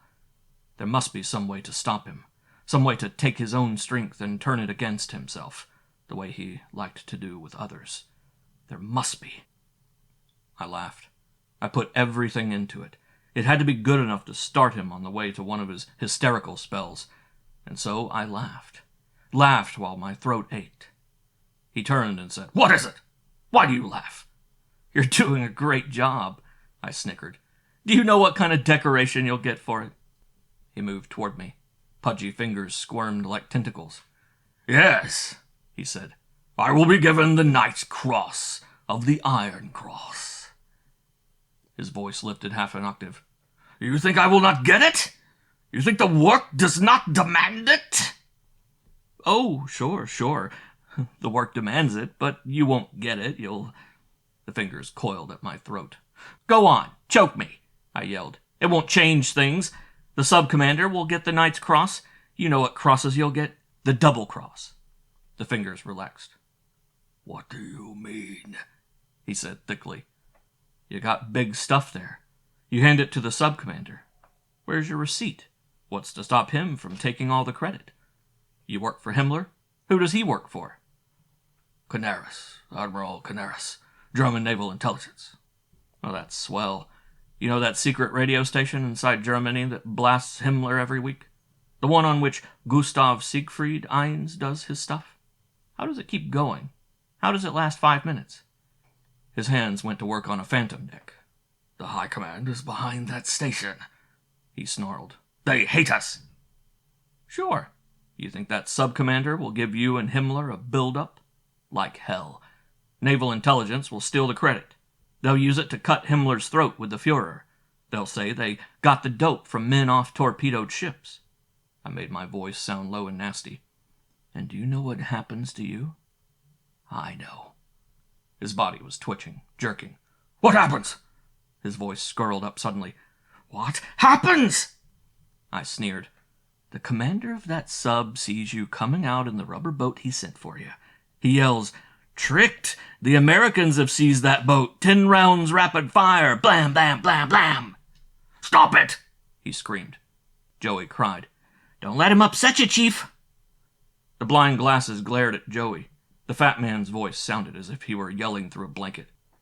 "Wyatt, who do you work for, me or Canaris? I begin to wonder. We will see who gets the credit." He ran to the shortwave set, flipped switches. Joey said, "It ain't safe. They can pick that stuff up." "A chance in 100.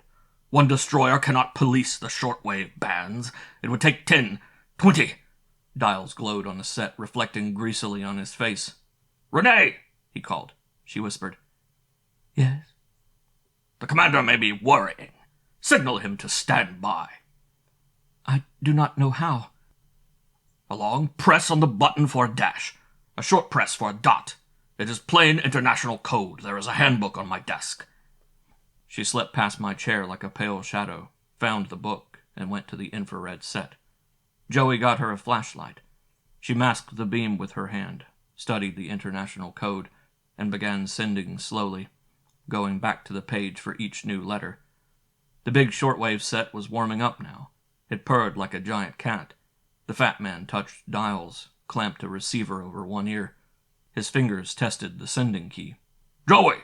he snapped. "Here, Chief." "The code book in the lower right-hand drawer." He flipped keys at Joey. "Get it, and paper and pencil. This cannot go in the clear. Encode it. First sentence, Jones to Ulrich. Second sentence, for Himmler only. Third sentence, huge task forces sailed last 3 days from East Coast ports of embarkation. Fourth sentence, objective absolutely confirmed. French North Africa. Encode that, and quickly. There will be more." "Okay, Chief." The fat man's fingers had not stopped for a second. He was sending call letters. Dit-da-dit, da-da, dit-da-dit, da-da. I could picture the impulses leaping over the Atlantic in huge vertical zigzags. Out there were Navy radio men combining segments of the shortwave bands, waiting for the whine of power in their ears and the crackle of an enemy message. Dit-da-dit, da-da, dit-da-dit, da-da. Now and then he threw words at Joey, who scribbled them down and hunted through the secret code book for the right signal. Dit-da-dit, da-da, dit-da-dit, da-da. It seemed to go on forever. Renee finished sending with the infrared set, moved over to watch Joey encoding. Suddenly there was a change. The fat man jerked upright. His sending hand stilled, quivering. He listened. He had been acknowledged. Far away in Germany, they were ready for him. He ripped back a jerky stream of dots and dashes. His hand reached out for the first sheet of the coded message. Heat lightning flickered on the horizon to the northeast. My skin tingled. Heat lightning at 30 minutes to November. It might have been 4 miles away. I would know in 10 to 15 seconds. I counted. Maybe I counted aloud, or maybe something in the way I strained forward registered with the group at the radio. They swung around, peered at me. I hardly noticed. They were just blurs in the room. I counted. 9, 10, 11, 12. Then it happened. Out on the sandbar, 2 cones of water foamed up into the night air. Windows jumped in frames. Sound thudded at us. Baroom! And I went nuts. They got a fix on us, I screamed. Come on, boys, pour it in. Lay it in their laps. You got the radio tagged, let 'em have it. The fat man leaned over me, snarling something I didn't care what. I rocked deliriously in the chair and howled up at him. Watch this one, Jonesy. Get to the window and watch it. Open your mouth and they'll drop one in. Hee-ha-ha-ho! Right 108-800. Fire! He jerked around like a puppet on strings. Lightning glared again on the horizon. Black powder lightning in the Navy 5 inchers. On the way! I shrieked. Count it, you rats! 12 seconds to live. 1, 2... I went on counting and raving half-forgotten artillery commands while the room turned into a madhouse. The fat man grabbed his infrared set. He screamed orders to collect papers, to run to the powerhouse. I heard him howl at Joey to shoot us before leaving. 8, I yelled. 9. The fat man tumbled through the door. His feet clattered on the stairs. 11, 12. Twin screeches rode the air overhead. The roof seemed to lift to meet them. Blam! Glass jingled and the old house rocked and groaned like a schooner slamming onto a shoal. Hurry up, Joey, I chanted. Hurry up, that was 100 over. Hurry up, they got their bracket now. Left 5, 8, 700. Hurry up, Joey. He flopped around the room like a drunken rooster. I noticed Renee. She was standing motionless at the window, looking out to sea. Moonlight gilded her face. For the first time she looked calm, almost happy. The brief glow washed the horizon once more. On the way, Renee said softly. I turned to Arab. In the dim room, her hair seemed to glow like phosphorus. Her head was tilted, chin up. For a moment, she and Renee could have been sisters. They faced the ocean almost eagerly, like lovely, delicate figureheads on the old china clippers. Hold your hat, I said. She smiled. I'd rather hold your hand. I wish I could think of something deathless to say. I love you, Andy. And I love you. That's nice enough, she said. She was still smiling at me when everything let go at the seams. Something pumped the air out of my lungs, picked me up, chair and all, and slammed me against the wall. I lay there, dizzy for a time. At first, I could get only a sip of air. I worked at it, got a little more, and finally a great big shuddering one which put me back into circulation. The chair was kindling wood. I doubled my feet up to my bound hands and worked on the ankle knots. Moonlight seeped in through the shattered windows. Dust drifted like spray. The knot at my ankles loosened. I kicked off the rope, teetered upright. There were no more flickerings on the seaward horizon. The boys had done their job. The signals were off the air and the four-piper would be tearing inshore to drop a landing party. Fire was eating into timbers somewhere. The crackle was unmistakable. There was another round. Someone was laughing. Soft, liquid notes like a toy piano. I traced the sound to Renee.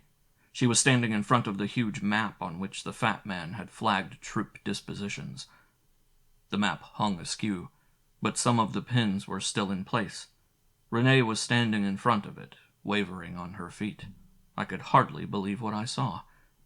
She was drunk with concussion, but she was really alive for the first time since her big Dartmouth kid got killed in Spain. She had collected 6 of the little flags representing American divisions. She was poking them back into the map, but not back where they had been before. She was landing a task force in Berlin. The sleepless beauty had come to life. A voice called, Andy, Andy. Arab was sitting near the door. The blast had skated her chair backward 15 feet without toppling it. I started toward her. Joey, uncoiled from the floor, jammed me back against the wall. There was a smear of blood on his face. His jaw hung slackly. He tugged at something in his pocket. "You been asking for it," he mumbled. I looked at Renee and saw that she had turned to watch us. "Good old Joey," I said loudly. "This the kind of shooting you like, isn't it? This the kind you had in Spain? Are you still putting out that yarn about the Heinkels you shot down, or are you telling the real story now?" "You shut up!" "Sure you fought in Spain, if you call it fighting. Heinkels and bombs and machine guns against rifles." Tell us how you mowed 'em down in your hinkle." "You lie," he yelled. "I fought for the Loyalists." "The State Department says you fought with the Germans for Franco. Tell us about it. Tell us how you shot Bob Fielding. Tell us about the Condor Legion." Somewhere in the room sounded the telltale dry clack of a rifle being loaded. Joey whirled toward the sound, screamed. "Renee, he can't pin it on me. There were lots of us in the Condor Legion. It could have been anybody. Renee, take it easy.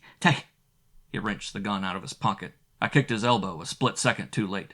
He got off one shot before the automatic spun from his hand. Renee quivered. The rifle she had taken from the shattered glass case wavered. Then the barrel came up, steadied. The shots cracked slowly, 6 of them. A click. Joey twitched once on the floor and was still. Arab cried, "She's hurt, Andy." I stumbled across to Renee. She leaned on the desk, jamming a small, stained fist into her side. She said, "There's a knife on the table. You'll have to help me open it." I turned so that she could reach my bound hands without moving. The penknife touched my fingers. I held it while she pried open a blade. Then she took it and sawed through the rope at my wrists. "Take care of your wife," she said, "and hurry." The smoke was thickening. Somewhere in the house, flames coiled and rustled like rattlers.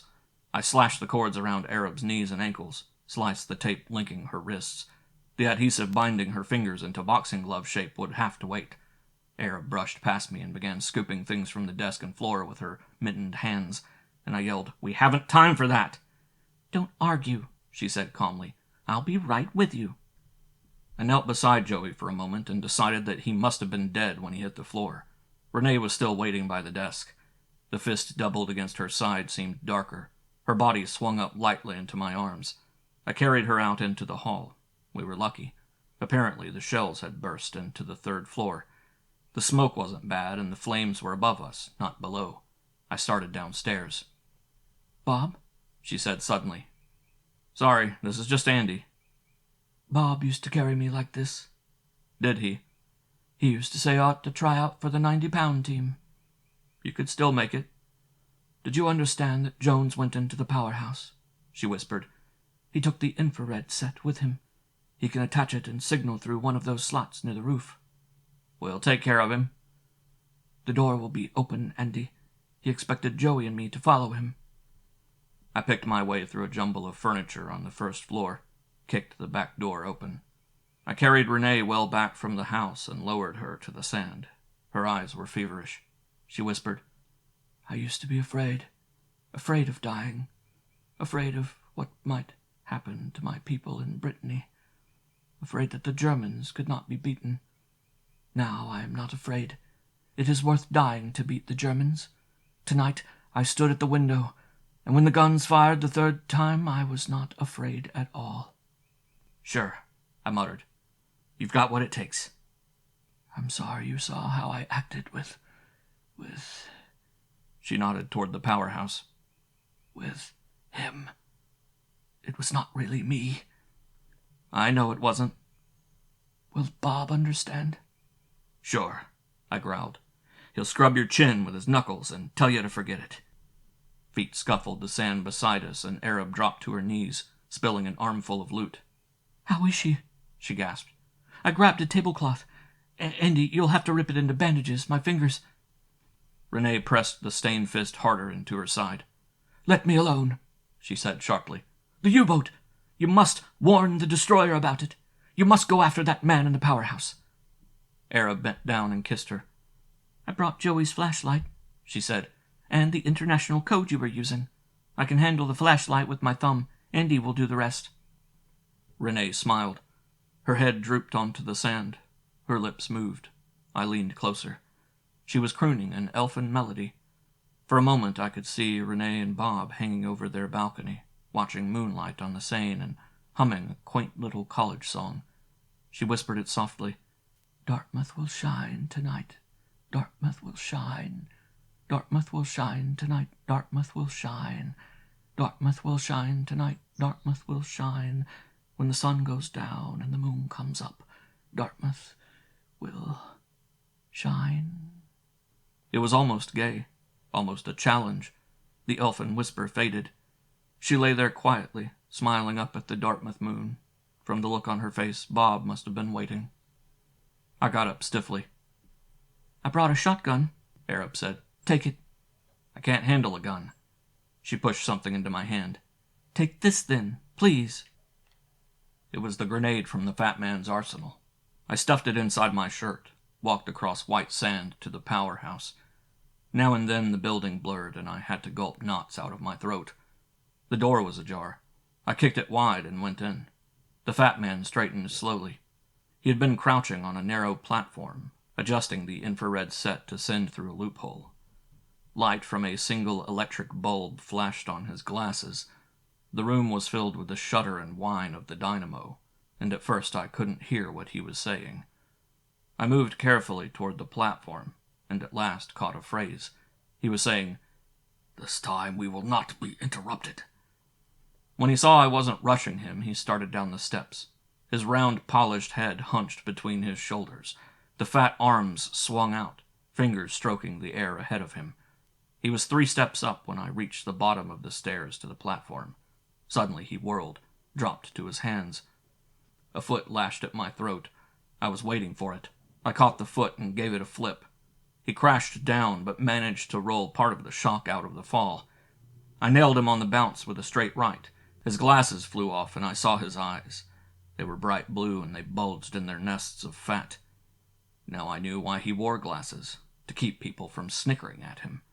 Without them, he looked like a baby getting ready to cry. I chopped hooks into his face and body and couldn't put him down. It was like hitting a huge ball of putty. I got reckless and threw a right at him from the bleachers. He pivoted, caught my fist like a fielder taking a fly over his shoulder. Fingers dug into my wrist. He wrenched at it, trying to straighten my arm, palm upward over his shoulder. Half a turn more and he could snap the elbow joint. I locked a foot around his ankle, ripped hooks into his kidney with my left. His bent back was a sweet target, like pounding a bass drum. He grunted, jerked upright. Teeth ripped my arm. I dug into his kidney once more, and then he whirled around and let me fly off at the wall. I scraped along it and got my balance just in time.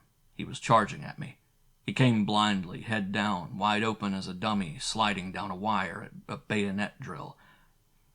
An uppercut snapped his head back. He pawed at me. His fingertips no longer felt like coiled spring. I pounded him backward. 1 step, 2, 3, and suddenly he turned and ran. Ran, sobbing along the wall and up the steps onto the platform. At the top he swung around. I could hear his breath whistling above the dynamo. He jerked and tore at a pocket. He was yanking out his gun. I ripped open my shirt and clamped my fingers around the waffle pattern of the grenade. He had the gun now. It steadied on me. I cocked my arm, thought, "This is for Dartmouth," and I let him have it. Flames slashed at me. A blasting noise seemed to stave in my eardrums like old barrels. I closed my eyes and let things go dark. When I opened them again, ages later, I heard myself mumbling, "I got the guy, I got the guy, I got the guy." Someone tugged at my arm, argued with me. For some reason, I was walking. I complained, "Why don't you let a guy stay in bed after he's blown to bits? This is a hell of an army walking a guy around." The fog swirled around in my head and smoked quietly away. Arab was clinging to my arm. We were walking through sand. The fragment of moon I had seen ages ago was still skimming low through the night sky. I said, "What am I doing here? What about the grenade?" "It didn't go off. You aren't wounded, really. Just a bitten arm and bruises and—" "And why didn't it go off? One of your lousy defective ordnance grenades?" She quivered with laughs and sniffles. "They don't go off unless you pull the pin," she moaned. "You didn't pull the pin." "How would I know you had to pull a pin? I never fired anything but dummy rounds in a World War 75. What happened to the fat man?" She shuddered. "Andy, you hit him with it. You must have thrown it like a baseball. You hit him in the head." "Did I hit him hard?" "If you can always throw grenades that well, we'll have some special ones made up for you, without pins." "But I saw a flash and there was an awful blast." "A .45 makes an awful racket in a closed room." "He missed me, huh?" "Yes, darling. And I've been walking you up and down for 5 minutes to wake you up." "What about the sub?" She pointed out to sea. We were atop one of the dunes. At first all I could see was the blazing house 50 yards to the left. Then I spotted a motor launch. It was just slamming through the breakers. The bow cut the sand, and a bunch of guys with fixed bayonets tumbled onto the beach. I peered to the southeast and saw ghostly columns of spray teetering into the sky. They must be depth charges, and the pattern looked highly satisfactory. Arab took a deep breath, clung to me. Her lips felt cool and soothing. "Andy," she whispered, "I won't ever try to stir things up again. From now on, I'll be a mouse." I scrubbed a hand over my aching face and looked at the flaming house and depth charges. "If you're going to be a mouse," I said solemnly, "God help the cats." End of Section 9 and end of Death Talks Out of Turn by Richard Powell. Read by Ben Tucker.